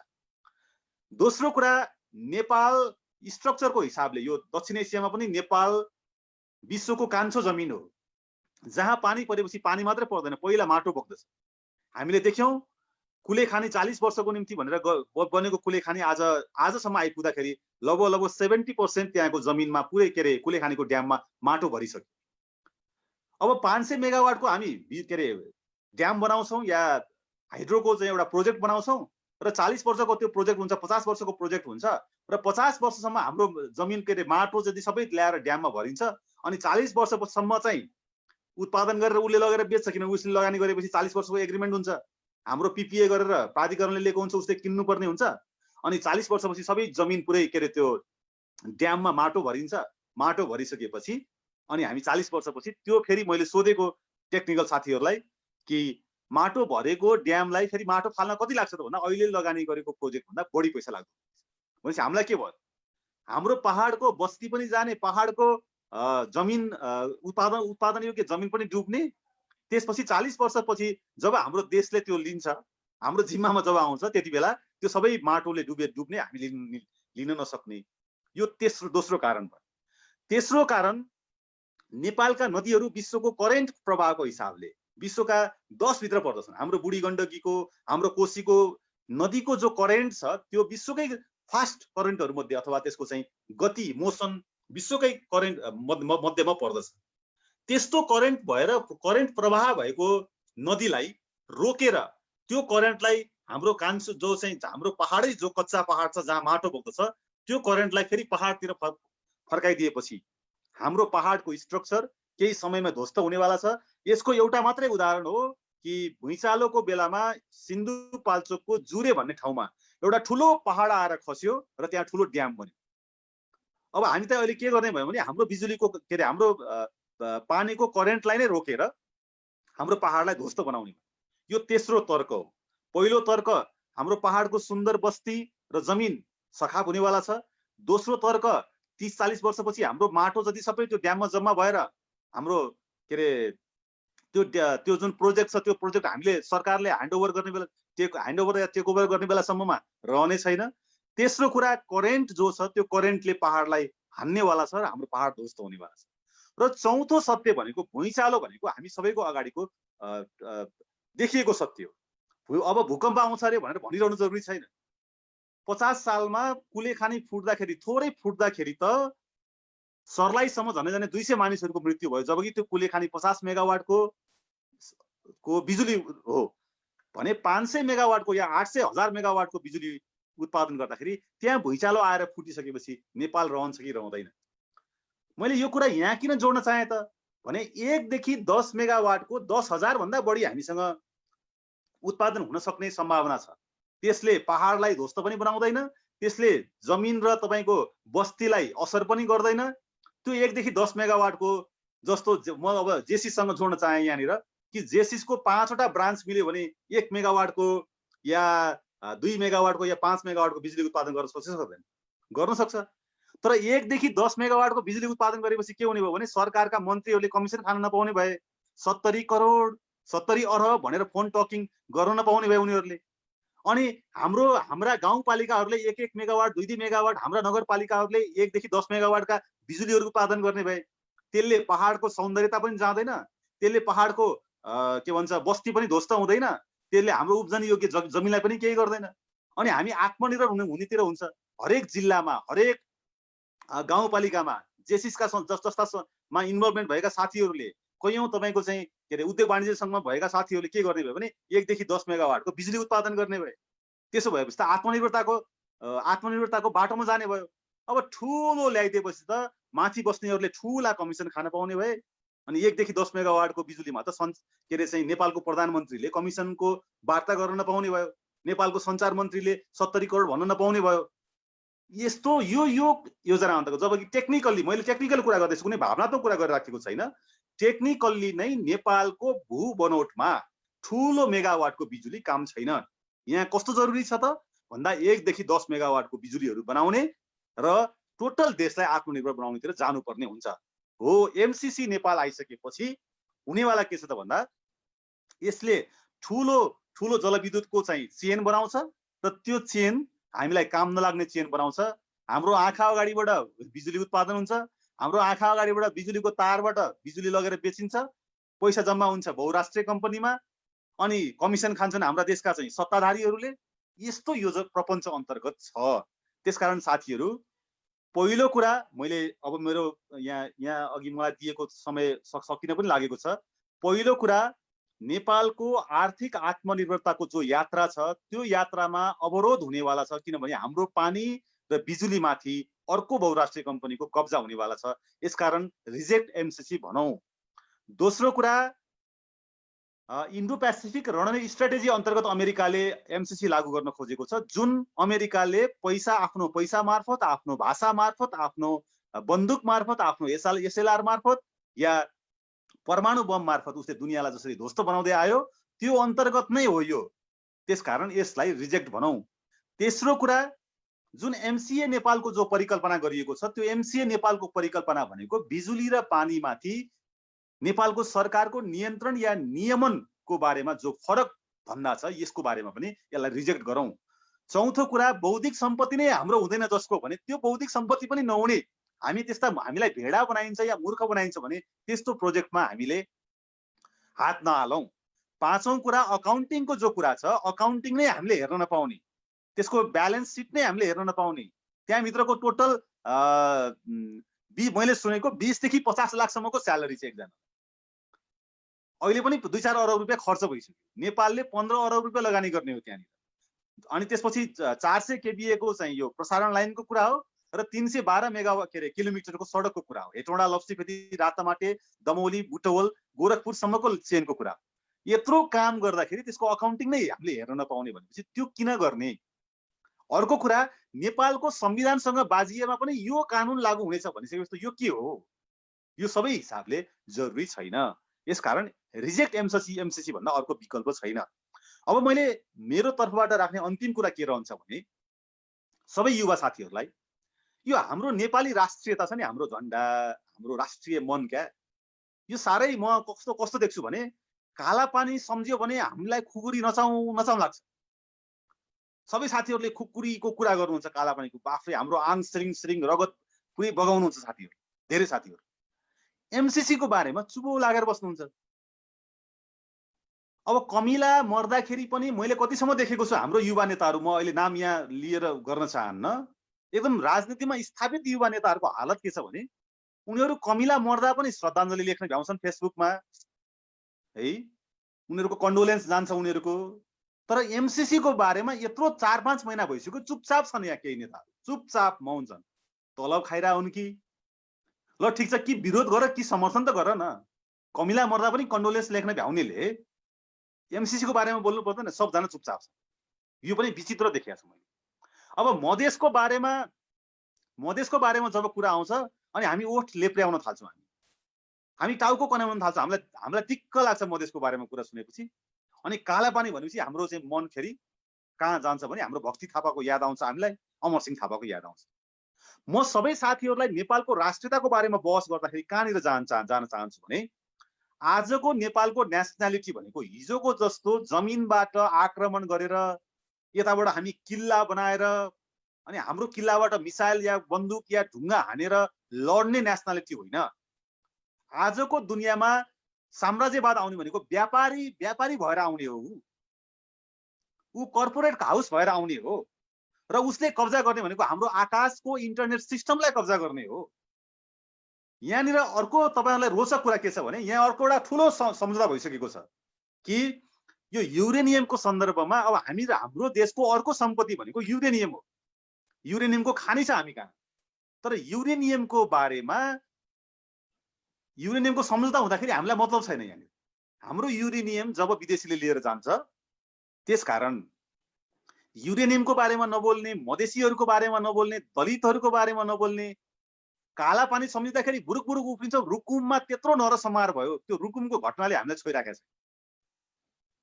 त रुकुमको त्यो मान्छे जसलाई सिंगै हुल मिलेर मारिदियो उनीहरूले नेपालको झण्डा किन बोक्ने? यो प्रश्न रहन्छ कि रहँदैन? त्यसकारण नेपाल भनेको या राष्ट्रियता भनेको नेपाली जनता हो। नेपालका आम जनताहरूको बीचमा जब राष्ट्रिय भावना या देशभक्तिपूर्ण भावना ओतप्रोत रहन्छ अनि मात्रै हाम्रो राष्ट्रिय स्वाधीनता रहन्छ। सेनाले, पुलिसले, हाम्रो AK-47ले या हाम्रो भरुवा बन्दुकले हाम्रो नेपालको राष्ट्रियताको रक्षा गर्न सक्नेवाला छैन। हाम्रो राष्ट्रियताको रक्षा त नेपाली जनता जो अहिले हिजो अस्ति भर्खरै 3 करोड पुग्यो भनेर भनिएको छ, 3 करोड नेपाली जनताको मस्तिष्कले, मनले, उसको राष्ट्रिय भावनाले मात्रै हाम्रो नेपालको राष्ट्रियताको रक्षा हुनेवाला छ। यसकारण एमसीसी नेपाल चाहिँ 1950 को सन्धि, जो 1950 को ट्रिटी जसलाई हामीले नेपाली समाज अर्ध उपनिवेशी भयो भनेर भन्यौं, 1950 पछिको सन्धि पछिको यो एमसीसी सम्झौता नेपालको पराधीनताको लामो यात्रा हो। यति धेरै डरलाग्दो सम्झौता भएको छ यहाँ। त्यसकारण हाम्रो सम्झौता जो 11 सालमा भएको कोशी, जो मातृका प्रसाद कोइरालाको पालामा भएको थियो, 19 सालमा भएको गण्डकी विश्वेश्वर प्रसाद कोइरालाको पालामा, 48 मा भएको टनकपुर गिरिजा प्रसादको पालामा, 52 मा भएको महाकाली शेरबहादुर र केपी ओलीको पालामा, त्यसपछि आएर बिप्पा सम्झौता हाम्रो बाबुराम र प्रचण्डहरूको पालामा, र अहिले आइसकेपछि यो जुन एमसीसी जो सम्झौता हुँदैछ, यो सम्झौता 1950 पछिको दोस्रो ठुलो राष्ट्रघाती सम्झौता हो, जसले 3 महिनामा कोरोनाले हामीलाई जो बाँच्न दिइराखेको छैन, हाम्रो व्यवसायलाई चौपट पारिराखेको छ। मैले तपाईँलाई राख्न चाहन्छु कि यो सम्झौतापछि चाहिँ नेपालको आर्थिक आत्मनिर्भरताको यात्रामा पूर्ण विराम लाग्नेवाला छ। त्यसकारण सबै युवा मित्रहरूलाई अरू कुरै छोडिदिउँ, यो संशोधन दुईटा कुरामा हुँदैन के, अरू सबै कुरामा संशोधन हुन्छ। नेपालको पानी र बिजुलीको नीति बनाउने कुरा जो उदारवादी अर्थ प्रणाली अन्तर्गत जो आएको छ, यो कुरा संशोधन हुँदैन। त्यसकारण जतिसुकै संशोधन गर्छु भने पनि यो संशोधन हुँदैन। यहाँ कोही प्रचण्ड कामरेड भन्नुहुन्छ 2टा बुँदा संशोधन, अर्को कामरेड भन्नुहुन्छ 3टा बुँदा संशोधन। यो 2टा 3टा 4वटा 5वटा बुँदा संशोधनले यो हुनेवाला छैन।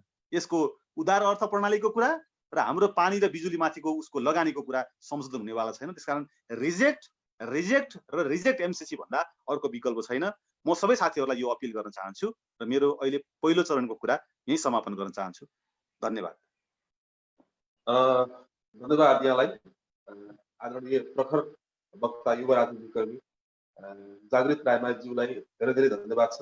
वास्तवमै उहाँले जुन हिसाबले एमसीसीका सवालमा पोइन्ट वाइज रूपमा 7-8 सवालहरू उठाएर पनि अत्यन्तै राम्रो ढङ्गले आफ्ना भनाइहरू राख्नुभयो। त्यसको लागि म यहाँलाई हार्दिक आभार प्रकट गर्छु र हामी त्यसपछि छलफलमा जोड्छौँ सेकेन्ड राउन्डमा।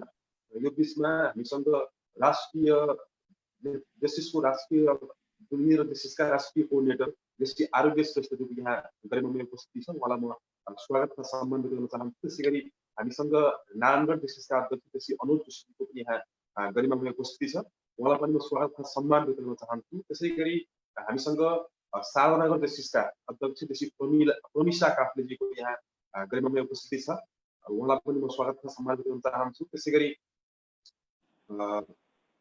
हामीसँग सौराहा लडी जस्टिसका अध्यक्ष जस्टिस सरस्वती सोडाईजीको पनि यहाँ उपस्थिति छ, उहाँलाई पनि म स्वागत र सम्मान व्यक्त गर्न चाहन्छु। त्यसै गरी गोर्खा जस्टिसका अध्यक्ष जस्टिस सुभाष मल्लजीको यहाँ उपस्थिति छ, उहाँलाई पनि म स्वागत र सम्मान व्यक्त गर्न चाहन्छु। त्यसै गरी हामीसँग सुदोधन जस्टिसका अध्यक्ष जस्टिस चुडामणि दुबेजीको यहाँ उपस्थिति छ। त्यसै गरी बागलुङ जस्टिसका अध्यक्ष जस्टिस सुरेन्द्र साक्यजीको यहाँ उपस्थिति छ। त्यसै गरी इमाडोल जस्टिसका अध्यक्ष जस्टिस पुनित राज भण्डारीजीको यहाँ उपस्थिति छ। त्यसै गरी नेपाल जस्टिसका पूर्व राष्ट्रिय उपाध्यक्ष जस्टिस अनिल बहादुर साईजीको यहाँ उपस्थिति छ। त्यसै गरी तरहरा जस्टिसका अध्यक्ष जस्टिस सुनिल तिमलसाजीको पनि यहाँ गरिमामय उपस्थिति छ। त्यसै गरी इटहरी लेडी जस्टिसका अध्यक्ष जस्टिस रोशना थापाजीको पनि यहाँ गरिमामय उपस्थिति छ। म यहाँहरू सबैलाई यो फोरममा हार्दिक सम्मान गर्दै हार्दिकतापूर्वक स्वागत गर्न चाहन्छु र देशभरिबाट साथीहरू अझै पनि हामीसँग जोडिराख्नु भएको छ। म उहाँहरूलाई पनि यो बिचमा सम्झाउन चाहन्छु। हामीसँग धादिङ जस्टिसका आइटिपी जस्टिस विनोद कुमार उप्रेतीजीको उपस्थिति छ। त्यसै गरी पोखरा जस्टिसका अध्यक्ष जस्टिस शिव सापकोटाजीको पनि उपस्थिति छ। त्यसै गरी तकरघट्टी जस्टिसका पास्ट प्रेसिडेन्ट जस्टिस कमल दाहालजीको पनि उपस्थिति छ। म यहाँहरू सबैलाई हार्दिक स्वागत गर्दै सम्मान व्यक्त गर्न चाहन्छु। त्यसै गरी दाङ लेडी जस्टिसका अध्यक्ष जस्टिस जीवा भुषालजीको पनि हामीसँग यहाँ गरिमामय उपस्थिति छ, उहाँलाई पनि स्वागत र सम्मान व्यक्त गर्न चाहन्छु। त्यसै गरी नेपाल जस्टिसका past executive vice president justice Amish ढकालजीको पनि यहाँ उपस्थिति छ, म उहाँलाई पनि स्वागत र सम्मान व्यक्त गर्न चाहन्छु।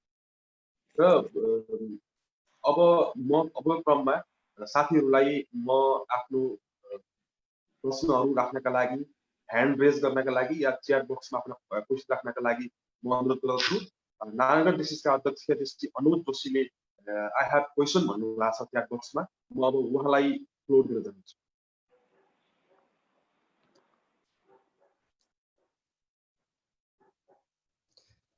धन्यवाद 20,000 जेसिसका पूर्व अध्यक्ष तथा कार्यक्रम सञ्चालक रमेश बस्ताकोटीज्यू, 20,000 जेसिसका 2020 प्रेसिडेन्ट जेसी रेशमज्यू, 20,000 जेसिसका पूर्व अध्यक्षज्यूहरू र नेपाल जेसिसका पदाधिकारी तथा पूर्व पदाधिकारीज्यूहरू सबैलाई नमस्कार। नारायणगढ जेसिसको तर्फबाट म आदरणीय जागृत रायमाझीज्यूलाई एउटा मेरो प्रश्न छ। एमसिसी को यो फेरिस त धेरै वर्ष अगाडिदेखि नै सुरुवात भएको देखिन्छ। हामीले यसको चाहिँ अलिकति रिभ्यू हेर्ने हो भने नेपालका विगतका केही सरकारहरूले नै यसका प्रक्रियाहरू सुरुवात गरेको छ। यो पटकलाई चाहिँ के सरकारले चाहिँ संसदबाट नै पास गरेर चाहिँ यसलाई लान लागेको भएर यति धेरै हामीले चाहिँ यसका पक्ष र विपक्षमा कुरा सुन्ने अवसर पाएका हौं कि अथवा यो सरकारले पहिलो पटक यस्तो महत्त्वपूर्ण र संवेदनशील विषयमा चाहिँ संसदबाटै पास गरेर लानुपर्छ, यही नै विचार विमर्शहरू चाहिँ मत्थर हुनुपर्छ, मन्थन हुनुपर्छ, चोर बाटो लानु भन्दा पनि संसदको बाटोबाट लगौं भनेको कारणले गर्दा यसका पक्ष र विपक्षमा यति धेरै कुराहरू श्रवण गर्ने हामीलाई मौका मिलेको हो कि यसका भित्री रहस्य पनि छन् एउटा कुरा। दोस्रो कुरा एमसिसी का विषयमा अमेरिकाले यो सैन्यसँग सम्बन्धित छैन भनेर भन्नु र उसले चाहिँ अघि हजुरले भन्नुभएको जस्तो वर्ल्ड ट्रेड को ट्विन टावर चाहिँ आक्रमण गरिसकेपछि अब विकासोन्मुख राष्ट्रहरूमा हामीले चाहिँ सहयोग दिएर सब्सिडी दिएर चाहिँ टेररिस्टलाई कम गर्नको लागि चाहिँ भूमिका खेल्नुपर्छ भन्ने उसको यो देखावटी कुरा हो अथवा रणनीतिक कुरा हो। यो दुईटाको तारतम्य र नेपालको अहिले संसदमा प्रवेश गर्न लागेको यो विषयको तारतम्य छ कि छैन तपाईलाई के लाग्छ कृपया भनिदिनु होला। धन्यवाद। धन्यवाद अनुजजी। र आज हामी जुन विषयमा छलफल गरिरहेका छौँ यो अत्यन्तै सर्वत्र चासोको विषय पनि भएकाले धेरै साथीहरूले ह्यान्ड रेज गर्नु भएको छ। च्याट बक्समा पनि साथीहरूको प्रश्न छ। जेसी सुरज हमाल 20,000 जेसीका पास पर्सन हुनुहुन्छ, उहाँले जागृत दायरा सोध्नु भएको छ कि दफा 3.8 को अन्तिममा चाहिँ दफा 3.8 क बमोजिमको शर्तले नेपालको महालेखा परीक्षकको कार्यालयलाई एमसी नेपालको लेखा परीक्षण गर्न रोक लगाउने छैन भनेर प्रष्ट रूपमा त्यहाँ 3.8 को अन्तिममा उल्लेख छ। अघि यहाँले चाहिँ त्यो एकाउन्टिङको पाटोमा पनि उसको हस्तक्षेप हुन्छ अमेरिकाको भन्ने खालको कुरा गर्नुभयो, तर त्यो सम्झौताकै त्यो दफामा चाहिँ त्यो कुरा क्लियर छ। यो विषयमा के होला यहाँको धारणा भनेर सोध्नु भएको छ सुरजजीले। र अर्को प्रश्न छ प्रमोद ढकालको, उहाँले यसलाई सोध्नु भएको छ एमसिसी का गलत प्रावधानहरू पनि सच्याएर यसलाई अगाडि बढाउनु पर्छ भन्ने मत पनि अहिले आएको छ, यो कति सही र व्यवहारिक छ भनेर सोध्नु भएको छ प्रमोद अधिकारीले यहाँलाई। त्यसपछि अर्को एउटा प्रश्न छ च्याट बक्समा यहाँलाई, त्यसमा भनिएको छ कि सेना, प्रहरी, मिलिसिया, सैन्य, अर्धसैन्य संगठन वा इकाइको सहयोगको लागि भनिएको छ कि यस दफा अनुसार नेपालमा अमेरिकी सेना आउन सक्दैन भनेर ढुक्क हुन सकिन्छ वा अमेरिकी सेना नेपाल आउने सम्भावना रहन्छ। यो 2.7 मा यो कुरा उल्लेख छ, दफा 2.7 मा भनेर यहाँलाई जेसी दिलीप घिमिरेले यो प्रश्न सोध्नु भएको छ। च्याट बक्समा तीनवटा प्रश्न यहाँ आएको छ। अहिले अनुजजीको पनि यहाँ प्रश्न छ र सन्तोष मजाकोटी, जेसी सन्तोष मजाकोटी 20,000 जेसीका इमिडिएट पास प्रेसिडेन्ट, उहाँले पनि ह्यान्ड रेज गर्नु भएको छ, मसँग क्वेसन छ भन्नु भएको छ। सन्तोषजीलाई अब क्रममा आफ्नो भनाइ राख्नको लागि अनुरोध गर्छु।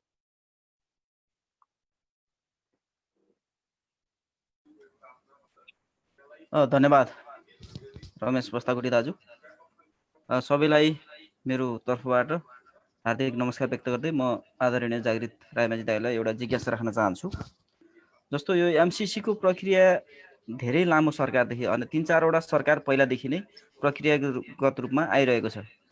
केही ज्ञाताहरूको कुरा सुन्दाखेरि यो प्रक्रियामा केही राम्रा कुराहरू पनि उहाँहरूले व्याख्या गर्नुहुन्छ, व्याख्या गर्नेले आफ्नै जोड बललाई नै व्याख्या गर्ने हो पक्कै पनि। तर त्यो एमसिसी को सुरुवात गर्ने सरकारको पालादेखि अहिले आउँदाखेरि एमसिसी का प्रावधानहरू चेन्ज भइरहेका छन् भन्ने हल्ला सुनियो। अस्ति संसदमा पनि कुरा गर्दाखेरि हामीले सम्झौता गरेको एमसिसी को प्रावधान र अहिले फ्लोरमा आएको एमसिसी को प्रावधानमा केही फरक छ। त्यसकारणले पहिला सम्झौता गर्ने सदस्यका केही सरकारका केही सदस्यहरूले पनि यसमा विमति जनाउनु भएको अवस्था छ। यसमा चाहिँ दाइको धारणा के छ? सन्तोषजी धन्यवाद यहाँलाई। अब 4-5 जना साथीहरूको यहाँ सवालहरू आएका छन् र मेरो पनि एउटा सवाल के छ भने म एज अ जर्नलिस्ट खास गरी पत्रकारिता गर्ने हिसाबले मैले एमसिसी कै सवालमा पनि धेरै नेताहरूसँग थुप्रै अहिले सत्तापक्ष प्रतिपक्ष लगायत यहाँ जस्तै युवा राजनीतिक कर्मीहरूसँग थुप्रै नेताहरूसँग पटक पटक मैले अन्तर्वार्ता गरेको आधारमा पनि केही कुरा मेरो यहाँलाई सोध्नु पर्ने छ। यहाँको मलाई अघि लागेको जिज्ञासा जस्तो कि मैले खास गरी यो MCC को सवालमा जस्तो एउटा कुरा प्रष्ट रूपमै यहाँ उल्लेख छ कि जस्तो यो धारा 1 को तपाईले स्क्रिनमा पनि देख्नुभयो लक्ष्य र उद्देश्य भन्नेमै त्यहाँ प्रष्ट रूपमा यहाँले त देख्न सक्नुहुन्छ यो यो यो भनेको चाहिँ नेपालको यो विकास यो गरिबी न्यूनीकरण गर्ने लगायतका एबभ विषयहरूमा सवालहरूमा प्रस्तुत गर्ने सम्झौताको यो विषयहरूमा चाहिँ यो यसको लक्ष्य प्रष्ट छ भनेर यहाँ उल्लेख गरिएको छ यो धारा 1 कै लक्ष्य र उद्देश्यमा। अब यो लक्ष्य र उद्देश्य राखिएको MCC लाई हामीले किन पटक पटक चाहिँ यो हाम्रो राष्ट्र विरोधी हो भनेर भनिराखेका छ, जबकि यसको लक्ष्य र उद्देश्यमै प्रष्ट रूपमा नेपालको सुशासन आर्थिक स्वतन्त्रता र नेपाली जनतामा गरिने लगानीलाई सबल बनाउन यो उपलब्ध हुनेछ भनेर प्रष्ट भनिएको छ। अर्को यहाँले धारा 3 मा यो अर्को जानुभयो भने त्यहाँ धारा 3 को यो कार्यान्वयनको सवालमा छ। त्यो धारा 3 को कार्यान्वयन भन्ने शीर्षक अन्तर्गतको दफा 3.2 मा यहाँले यहाँ मैले हाइलाइट पनि गरेको छु, हेर्नु होला। दफा 3.2 को सरकारको जिम्मेवारी भन्ने सवालमै त्यहाँ प्रष्ट रूपमा यो कार्यक्रमको कार्यान्वयन पर्यवेक्षण तथा व्यवस्थापन गर्ने मुख्य जिम्मेवारी चाहिँ नेपाल सरकारको हुनेछ भनेर प्रष्टै भनिएको छ। भने हामीले सरकारलाई नै विश्वास नगरेको हो कि अघि यहाँले भने जस्तै कमिसनका सवालहरूमा चाहिँ सरकारी मन्त्रीहरू या प्रधानमन्त्रीहरू या अरू नेताहरू चाहिँ हुन्छन् भोलि, त्यस कारणले हामीलाई यो सवाल अलिकति चाहिँ गाह्रो हुन्छ भन्ने हिसाबले हामीले सरकारलाई नै विश्वास नगरे हो कि नत्र सम्झौतामा त सरकारकै पक्षहरू प्रष्ट रूपमा यहाँ लेखिएको देखिन्छ जस्तो मलाई लागेको छ। र म खास मेरो जिज्ञासा पनि हो यहाँलाई, त्यो जिज्ञासामा अलिकति यहाँले प्रश्न पार्नुहुनेछ भन्ने म अपेक्षा गर्छु। त्यसपछि यहाँ सावित्री ढुङ्गानाजीले पनि मसँग क्वेसन छ भनेर भन्नुभएको छ। उहाँको च्याट बक्समा प्रश्न थियो, च्याट बक्सबाट प्रश्न लिन्छु। उहाँले भन्नुभएको छ कि के MCC राष्ट्रघात हो? जुन सुनिन्छ नि MCC को पास भयो भने नेपाल इराक जस्तो हुन्छ भनेर अघि यहाँले पनि भन्नुभयो। कतिको साँचो हो यो विषय, त्यसमा अलिकति क्लियर पारिदिनु हुन अनुरोध गर्दछु भनेर सावित्री ढुङ्गाना इमाडो विशेष साथी हुनुहुन्छ, उहाँले त्यो कुरा यहाँलाई राख्नु भएको छ। अब अरू साथीहरूको करिब करिब यहाँको विषयमा धेरै कुराहरू अत्यन्तै सरल ढङ्गले यहाँले बुझाउने प्रयास गर्नुभएको छ, त्यस कारणले धेरै साथीहरूले बुझ्नु पनि भयो होला। त्यस कारणले गर्दाखेरि पनि अब अरू प्रश्नहरू सायद मैले देखिरहेका छैन। अब म यहाँलाई अघि 6 वटा मेरो सहित 6 वटा सवाल यहाँलाई आएको छ। ती विषयहरूमा थप प्रश्न पार्दिनका लागि म जागृत दाइलाई अब क्रममा हार्दिक अनुरोध गर्दछु।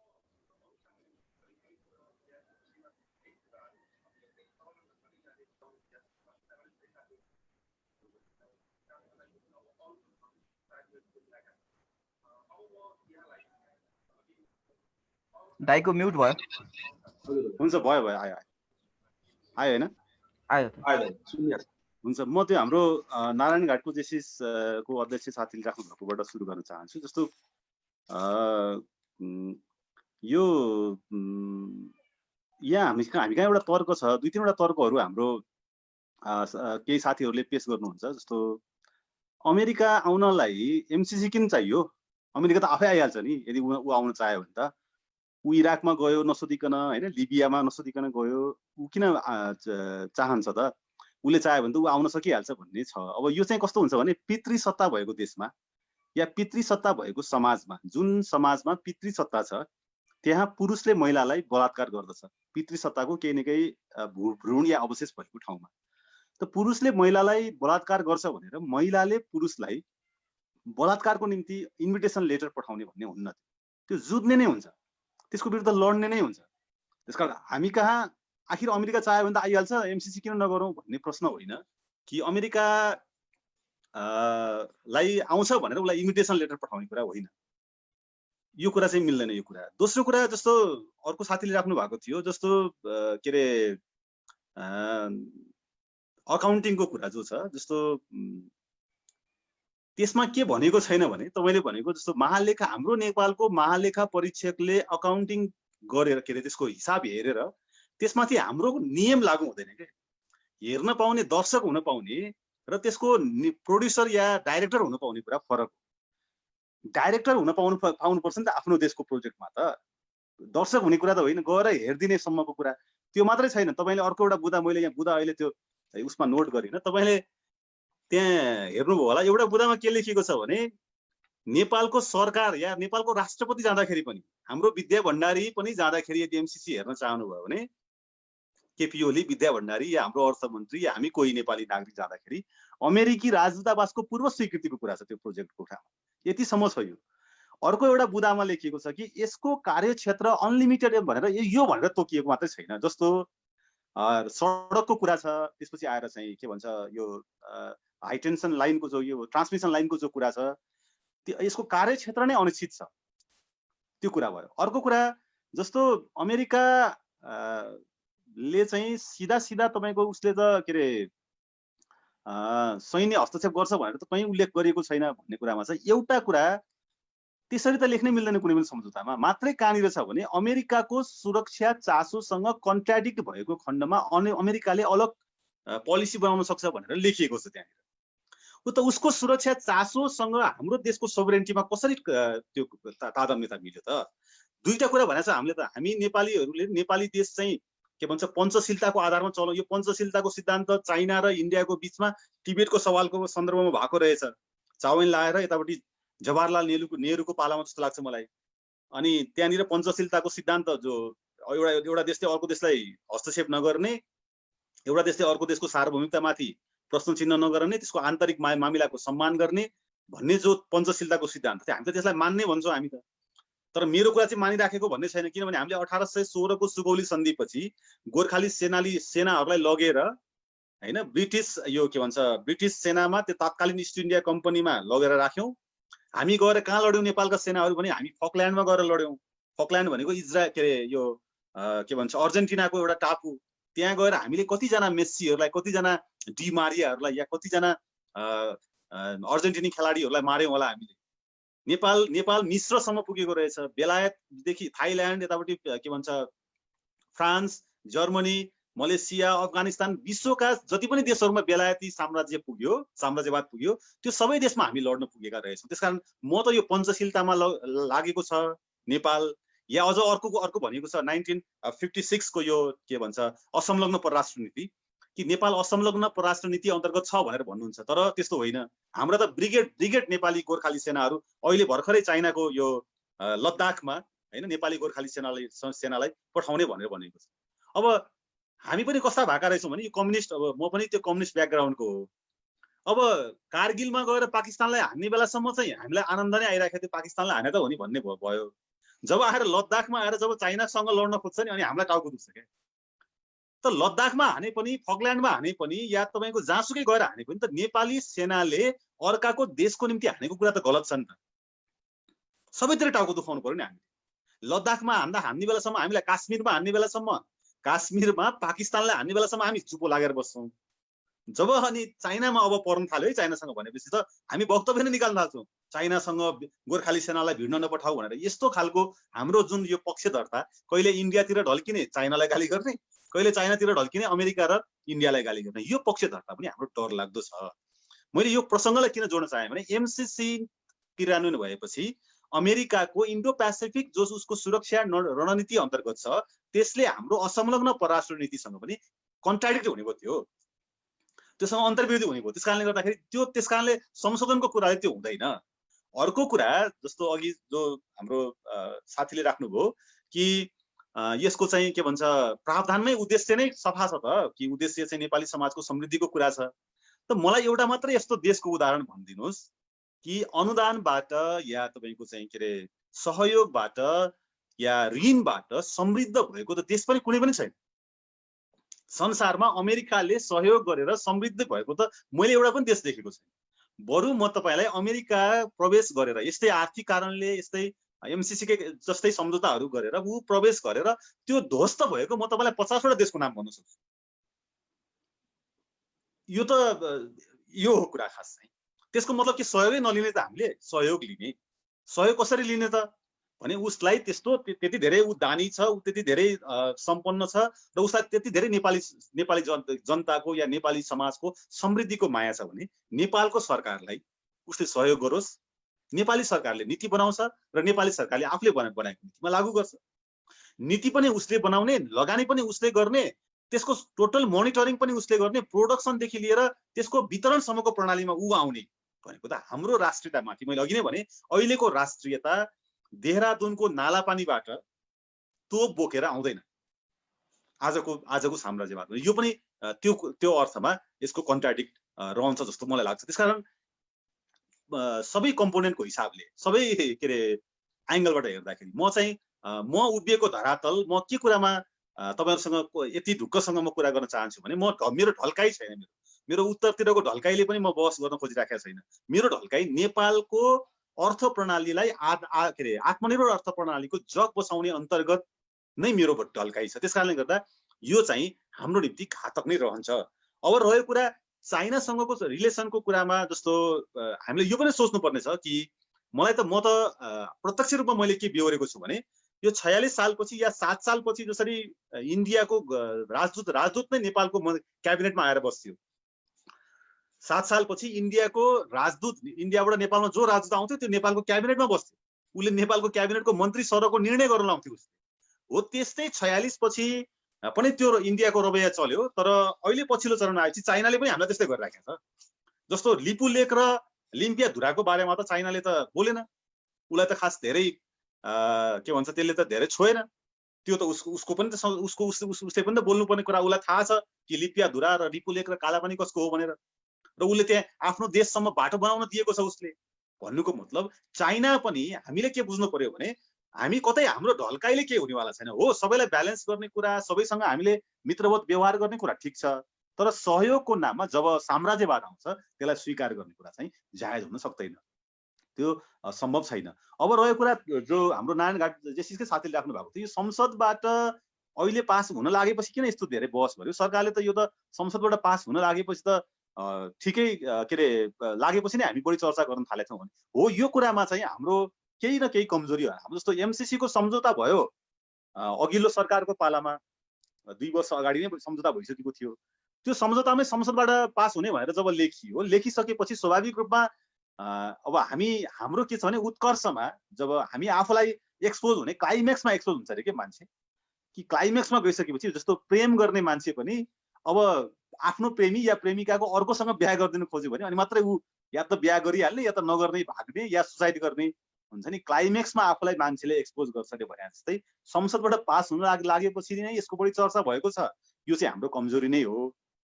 राष्ट्रियताको सवाल भनेको क्लाइमेक्समा गएर एक्सपोज हुने कुरा चाहिँ होइन। सुरुदेखि नै हामीले यसको अध्ययन गर्ने, यसको सकारात्मक या नकारात्मक बारेमा चर्चा गर्नुपर्ने हुन्थ्यो। तर फेरि पनि अब संसदमा जब यो जान खोजियो र नेपालको संविधान भन्दा पनि माथि जब एमसीसी र एमसीए नेपाललाई राखेर जान खोज्यो, यो त फेरि निकै घातक कुरा छँदैछ। त्यसले गर्दा अब रह्यो कुरा यसमा अरू केही स्वार्थ छ कि छैन भन्ने सन्दर्भमा चाहिँ म चाहिँ के भन्छु भने कुनै पनि कुरा सुरु हुँदाखेरि नै कुनै पनि आन्दोलन, जस्तो अस्ति एनफ साथीहरूले त्यो केही 10-12 जना 20 जना साथीहरूले सुरुमा फेसबुक पेज मार्फत एनफ इज एनफ भन्ने एउटा मुभमेन्ट चलायो लकडाउनको बीचमा। त्यसपछि बालुवाटारमा गएर हजारौं मान्छेहरू जम्मा भइदिए र मलाई लाग्छ 1 हप्ताभित्रमा 2 लाख भन्दा बढी तपाईको फलोवर्सहरू भयो उनीहरुको, हैन? अनि अब सुरुमा उनीहरूले कुनै नियतवश कुनै या प्रयोजन सहित उनीहरूले त्यो गरेको मलाई त्यस्तो लाग्दैन। त्यो स्वतस्फूर्त नै लाग्छ। तर उनीहरूको मुभमेन्ट उत्कर्षमा गइसकेपछि त्यसलाई सबैले प्रयोग गर्न खोज्छ के। सरकारले पनि प्रयोग गर्न खोज्छ, प्रतिपक्षले पनि सरकारको विरुद्धमा प्रयोग गर्न खोज्छ। त्यो अलग पाटो भयो। हो एमसीसी विरुद्धको आन्दोलनलाई हामीलाई आन्दोलन उठिसकेपछि यो आन्दोलनलाई अरु कसैले प्रयोग गर्न खोज्छ होला, तर एमसीसी विरुद्धको आन्दोलन जो चलिराखेको छ यो चाहिँ विशुद्ध स्वतस्फूर्त या ठीक नियतका साथ नै उठिराखेको छ। यो आन्दोलनमा कयौं जस्तो डबल नेकपा जो अहिले गर्न उद्देलित छ त्यहाँ भित्रका कार्यकर्ता साथीहरु आउनु भएको छ, सडकमा घाइतेहरु उहाँहरु नै हुनु भएको छ। दरबार जसलाई हामी दरबारिया भन्छौं नि, हैन, अगर राजतन्त्र मान्ने भनेर भन्छौं, उहाँहरु पनि सडकमा आउनु भएको छ। त्यसपछि आएर स्वतः एकदमै हरेक तपाईको टोलमा एक्लै भएको ठाउँमा मैले पोखरामा एक दिन देखेँ एकजना 20-25 वर्षको महिला साथी एक्लै उहाँ एमसीसी को विरोध गरेर ब्यानर लिएर बसिरहनु भएको थियो। भनेको अब प्रयोग गर्न खोज्ने अलग कुरा भयो, तर यो प्रयोग अन्तर्गत नै आएको भन्ने चाहिँ होइन। तर फेरि पनि हामी सचेत के हुनुपर्छ भन्दाखेरि हाम्रो मैले अघि राखेको कुरा हाम्रो राष्ट्रिय स्वाधीनताको मामिलामा हामी किन एक ठाउँमा छैनौं? हुन नपर्ने कारण के हो? र यसको अब अर्को कुरा यसको सबैभन्दा बढी वकालत चाहिँ त्यसले गरिराखेको छ जसले यसबाट पैसा खाइसकेको छ क्या। यहाँ त 2-4 अरब रुपैयाँ त सिद्धि पनि सकेको छ। र मैले के सुनेको छु भने तपाईँ यो भित्र अरू केही छ भनेर जो हाम्रो नारायणघाट जेसिसको अध्यक्षले राख्नु भएको थियो उहाँको कुरा एकदमै ठीक छ। यो भित्र के भएको छ भने मैले सुनेसम्म मसँग यद्यपि फ्याक्ट्स मसँग अहिले तपाईहरुसँग राख्ने छैन, राख्ने ठ्याक्कै त्यस्तो छैन, तर यसको चाहिँ अफिस खोलेर यसका केही कर्मचारीहरू नियुक्तिको प्रक्रिया पनि गइसक्यो र पैसा खर्च भइसक्यो भन्ने कुरा त प्रश्न देखिन्छ। र यसको संरचना चाहिँ यो देशभरि लैजाने काम पनि भइराखेको छ। त्यहाँभित्र चाहिँ त्यस्ता खालका स्वार्थहरू जो चाहिँ एमसीसी को सम्झौता फाइनल नभइकन नै यसको लागू गर्ने प्रक्रियामा जो सरकार जान खोजेको छ, यहाँभित्र चाहिँ गम्भीर खालको षड्यन्त्र देखिन्छ। त्यसले गर्दा यो सबै सचेतताको पूर्वक हामी लाग्नुपर्छ। र जो हाम्रो सावित्रीजीले जो राख्नु भएको थियो राष्ट्रियताको सन्दर्भमा के हो त नि यो भन्ने सन्दर्भमा चाहिँ अब यो त मैले अघि नै भने कि राष्ट्रियता मात्रै यसको छैन, यसको चौतर्फी आयाम छ र देश भनेको चौतर्फी इन्द्रणी सप्तरङ्गी इन्द्रणीहरूको कम्बाइन्ड फर्म हो। त्यहाँ राष्ट्रियता, त्यहाँ आर्थिक प्रणाली, त्यहाँ संस्कृति, त्यहाँ भाषा, त्यहाँ चाहिँ सबैको कम्बाइन्ड फर्म हो, प्याकेज डिल हो राष्ट्रियता भनेको। देश भनेको त्यो प्याकेजकै रूपमा नै जताबाट हेर्दाखेरि पनि जुनसुकै प्याकेजबाट तपाईँले हेर्दाखेरि पनि चाहे त्यो राष्ट्रियताको प्याकेज होस्, चाहे त्यो आर्थिक प्याकेज होस्, चाहे त्यो राजनीतिक प्याकेज होस्, जताबाट हेर्दाखेरि पनि यो चाहिँ ठिक या जायज देखिँदैन। यसकारण संशोधन गर्ने सन्दर्भले चाहिँ यसलाई हल गर्दैन। र सन्तोषजीले अन्तिममा राख्नु भएको जो प्रश्न थियो कि केही बुदाहरूको सन्दर्भमा पुनर्विचार गर्दाखेरि हुन्छ कि नेताहरूले पनि त्यस्तो भनिराख्नु भएको छ भन्दाखेरि त्यहाँनिर चाहिँ मैले अघि नै भने हामीले पहिलो कुरा त हामी आफै के कुरामा हुन पर्यो। अहिले नै हामीले देख्यौँ नि त कि तरकारी मेरो चाहिँ एकदमै तरकारी धेरै उत्पादन हुने मेरो गाउँ हो कि नेपालकै सबभन्दा धेरै तरकारी उत्पादन हुन्छ। यो काठमाडौँमा म बसिराखेको छु अहिले लकडाउनको बेलामा, त्यहाँ तरकारी 5 रुपियाँ किलो छ, बन्दा मुला काउली 5 रुपियाँ किलो जम्मा 3 रुपियाँ किलो छ। त्यहाँबाट ल्याएर काठमाडौँमा बिक्री हुन पाएन, तर इन्डियाबाट ल्याएको तरकारी जो छ त्यो तरकारी अहिले पनि यहाँ खपत भइराखेको छ। त्यहाँ चाहिँ किसानहरूले अब के अरे ट्रकका ट्रक मुलाहरू नै लगेर तपाईँको खाल्टोमा खन्ने काम भयो। भनेको यो नेटवर्क जो छ, जो के भन्छ यो दलाल पुँजीवाद अन्तर्गत जुन नेटवर्क बनेको छ, यसले चाहिँ हाम्रो प्रोडक्सनलाई या हाम्रो आत्मनिर्भरताको यात्रालाई भयङ्कर ठुलो घातक गर्नेवाला छ। त्यसकारण देश बन्छ भने हामी सबैले हाम्रो पाखुरी बजारेर बन्नेवाला छ। बन्दैन भने भिख मागेर, चन्दा मागेर, अनुदान मागेर, ऋण मागेर देश बन्दैन।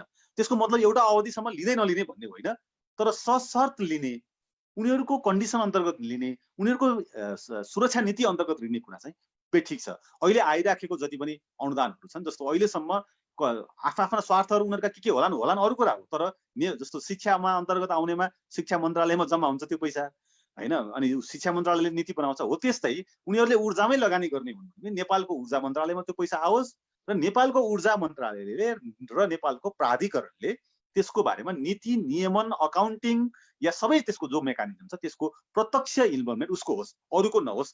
उनीहरू आएर नै गर्ने, उनीहरूले नै ठेक्कापट्टा गर्ने।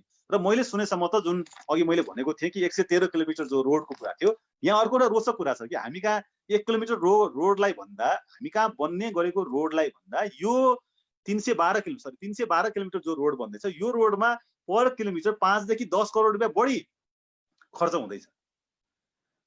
खर्च हुँदैछ भनेको त हामीलाई त फाइदा यसबाट केही पनि छैन। 15 अरब त नेपालको सरकारले नै लगानी गर्ने हो। त्यसै फाइदा पनि छैन राष्ट्रियतामाथि। यो सबै हिसाबले चाहिँ हामीले यसमा पुनर्विचारको कुरा होइन, यो रिजेक्टकै कुरा हो। मैले यो कुरा राखेँ।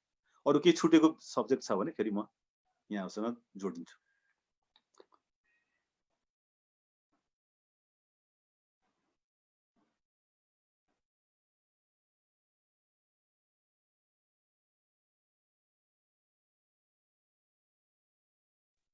धन्यवाद है यहाँलाई।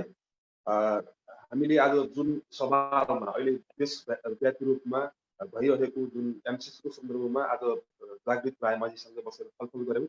अब करिब साथीहरूको कुराहरू पनि आइसक्यो र विषयवस्तु कुनै छुटेको छैन जस्तो लाग्छ मलाई, किनभने सबै कुराहरूलाई यहाँले समेट्नु भएको छ। अत्यन्तै सरल ढङ्गले एउटा प्रशिक्षणकै शैलीमा यहाँले जुन अत्यन्तै राम्रो कभरले यसको विषयमा थप दफावाइज रूपमा पनि प्रश्न पार दिने प्रयास गर्नुभयो। वास्तवमा हामी जस्ता युवाहरूलाई एउटा धारणा बनाउनका लागि आजको यो सेसन चाहिँ अत्यन्तै महत्त्वपूर्ण भयो भन्ने मलाई लाग्छ। यसको लागि म यहाँलाई धन्यवाद दिन चाहन्छु, आजका प्रमुख वक्ता आदरणीय जागृत रायमाझीज्यूलाई। र यो सँगसँगै खास गरी हामीसँग यति बेला नेपाल विद्यार्थी सङ्घका पूर्व उपाध्यक्ष आदरणीय दाइ नीलकण्ठ रिजाल पनि यहीँ जोडिनु भएको छ। उहाँलाई पनि म स्वागत र सम्मान व्यक्त गर्न चाहन्छु। र यो कार्यक्रम वास्तवमै एउटा जानकारीमूलक कार्यक्रम भयो भन्ने मलाई लागेको छ। र जागृत दाइलाई यो फोरमसम्म ल्याउनका लागि सहजीकरण गर्ने हाम्रो हाम्रो शाखाको इमिडिएट पास्ट प्रेसिडेन्ट सन्तोष मलागोटेजी र अरुण दाईलाई पनि विशेष आभार धन्यवाद व्यक्त गर्न चाहन्छु र उपस्थित हुनुभएका साथीहरूलाई शाखाको तर्फबाट औपचारिक रूपमा धन्यवाद दिनका लागि म आजका कार्यक्रमका अध्यक्ष 20,000 जेसिसका वर्ष 2020 का अध्यक्ष जेसी रेशम राज शर्मालाई हार्दिक अनुरोध गर्दछु। धन्यवाद कार्यक्रम सञ्चालक संयोजक एवं विसर्जिसका पूर्व अध्यक्ष आदरणीय दाई रमेश चन्द्र बस्ताकोटी, आजको यस कार्यक्रमका प्रमुख वक्ता जागृत रायमाझी दाई, विसर्जिसका धरोहर सम्पूर्ण पूर्व अध्यक्षज्यूहरू, सम्पूर्ण नेपाल जेसिसका तह र तकमा रहनुभएका सम्पूर्ण पदाधिकारीज्यूहरू, पूर्व पदाधिकारीज्यूहरू, सम्पूर्ण शाखाबाट पाल्नुभएका च्याप्टर प्रेसिडेन्टज्यूहरू र सम्पूर्ण शाखाका विभिन्न तह र तकमा रहनुभएका आम तपाईँ सबै साथीहरूलाई, जेसी तथा नन जेसी साथीहरूलाई म विशार जेसिस वर्ष 2020 जेसी रेशमराजको तर्फबाट जेसी महिना न्यानो अभियान तकाउन चाहन्छु, जय जेसिस भन्न चाहन्छु। विशेष गरी आजको सवालमा एमसिसी को बारेमा जागृत दाइले धेरै नै कुराहरू, हामीले नबुझेको कुराहरू, सायद म आफै पनि धेरै जानकारी थिएन, त्यति कुराहरू दाइबाट सुन्न पाइयो, धेरै नै खुसी लाग्यो। सायद एमसिसी हामीले अब पुनर्विचार गर्नै पर्ने अवस्थामा रहेको जस्तो मैले पनि महसुस ठानेको छु र यस समयलाई साथ दिनको लागि विभिन्न आफ्नो समयलाई बावजुद, कामको बावजुद पनि समय दिएर सुनिदिनु हुने, यस कार्यक्रमलाई सहयोग गर्नुहुने सम्पूर्णलाई धेरै हृदयदेखि आभार प्रकट गर्न चाहन्छु र यस कार्यक्रमलाई एउटा मिडिया मैत्रीको तर्फबाट मुकुन्द सेन टेलिभिजनले जुन दिनदेखिबाट चाहिँ सुरुवाती दिनदेखिबाट हामीहरूलाई सहयोग गरिराख्नु भएको छ, लाइभ गरिदिइराख्नु भएको छ, मिडिया मैत्री मुकुन्द सेन टेलिभिजनलाई पनि विशार जेसीको तर्फबाट हार्दिक आभार प्रकट गर्न चाहन्छु र आजको यस कार्यक्रममा सहभागी सम्पूर्णलाई धन्यवाद ज्ञापन गर्दै भोलिको दिनमा पनि विभिन्न वक्ताको साथमा नयाँहरूका अझै फरक ढङ्गको कार्यक्रमहरू आउने नै छ। यति भन्दै मेरा दुई शब्दहरू यहीँ टुङ्गाउन चाहन्छु। हस्त, धन्यवाद, जय जेसिस। धन्यवाद रेशमजी, यहाँले शाखाको तर्फबाट औपचारिक रूपमा आफ्नो भनाइ राख्नु त्यसलाई धन्यवाद छ र मुकुन्द सेन टेलिभिजन मार्फत यो कार्यक्रम अहिले प्रत्यक्ष प्रसारण भइरहेको छ। मुकुन्द सेन टेलिभिजनले हाम्रो यो कार्यक्रमको सुरुवात दिनदेखि नै प्रत्यक्ष रूपमा प्रसारण गरेर हामीलाई सहयोग गरिरहेको छ। म मुकुन्द सेन टेलिभिजनको होल लाइभ टिम र त्यसको एमडी म्यानेजिङ डाइरेक्टर हाम्रो असित गुरुङजीलाई म धन्यवाद दिन चाहन्छु, धेरै धन्यवाद। र यही कार्यक्रम रेकर्डेड कार्यक्रम हरेक दिन साँझ 7:30 बजे गण्डकी प्रदेश अन्तर्गतका 15वटा रेडियोबाट पनि प्रसारण हुन्छ एकैसाथ। गण्डकी ब्रोडकास्टिङ एसोसिएसन भन्ने उहाँको एउटा संस्था छ, त्यस मार्फत 15वटा रेडियो स्टेसनले यो कार्यक्रम प्रत्यक्ष प्रसारण गर्नुहुन्छ। म गण्डकी ब्रोडकास्टिङ एसोसिएसनका सबै साथीहरूलाई र त्यसको संयोजकको हिसाबले हाम्रो जेसिसको साथी पनि हुनुहुन्छ, नवलपुर जेसिसका पूर्व अध्यक्ष जेसी सागर पोखरेलजीलाई पनि म धन्यवाद दिन चाहन्छु। वास्तवमा हामी चाहिँ एसिया 20,000ले सुरुवात गरेको यो कार्यक्रम हामीले यहाँ जुममा भर्चुअल प्लेटफर्ममा हामी जति उपस्थित भए पनि वास्तवमा हजारौं लाखौं दर्शकहरूका बीचमा, श्रोताहरूको बीचमा पुगेको छ र दिनदिनै यो कार्यक्रम हामीले त्यसरी नै सफल चलाइरहेका छौँ। यो जानकारी यहाँहरूलाई गर्न चाहन्छु।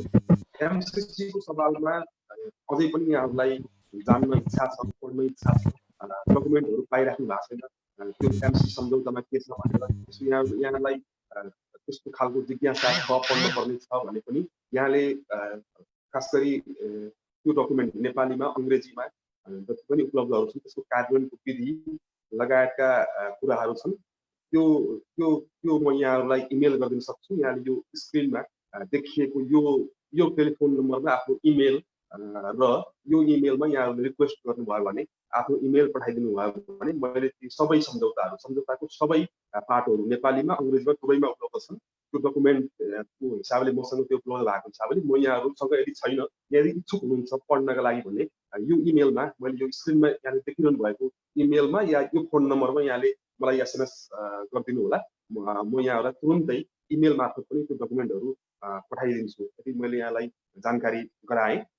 यो जानकारी यहाँलाई गराउँदै अब फेरि एकपटक आदरणीय जागृत दाईलाई धेरै धेरै धन्यवाद। वास्तवमै आजको सेसन अत्यन्तै उत्कृष्ट, अत्यन्तै राम्रो र वक्ताको रूपमा जागृत दाईका भाषणहरू हामीले हिजोको दिनमा पनि सुनेकै हो, तर अहिले यो भर्चुअल प्लेटफर्ममा चाहिँ डाइरेक्ट रूपमा हामी त्यसरी यहाँसँग सहभागी भयौँ।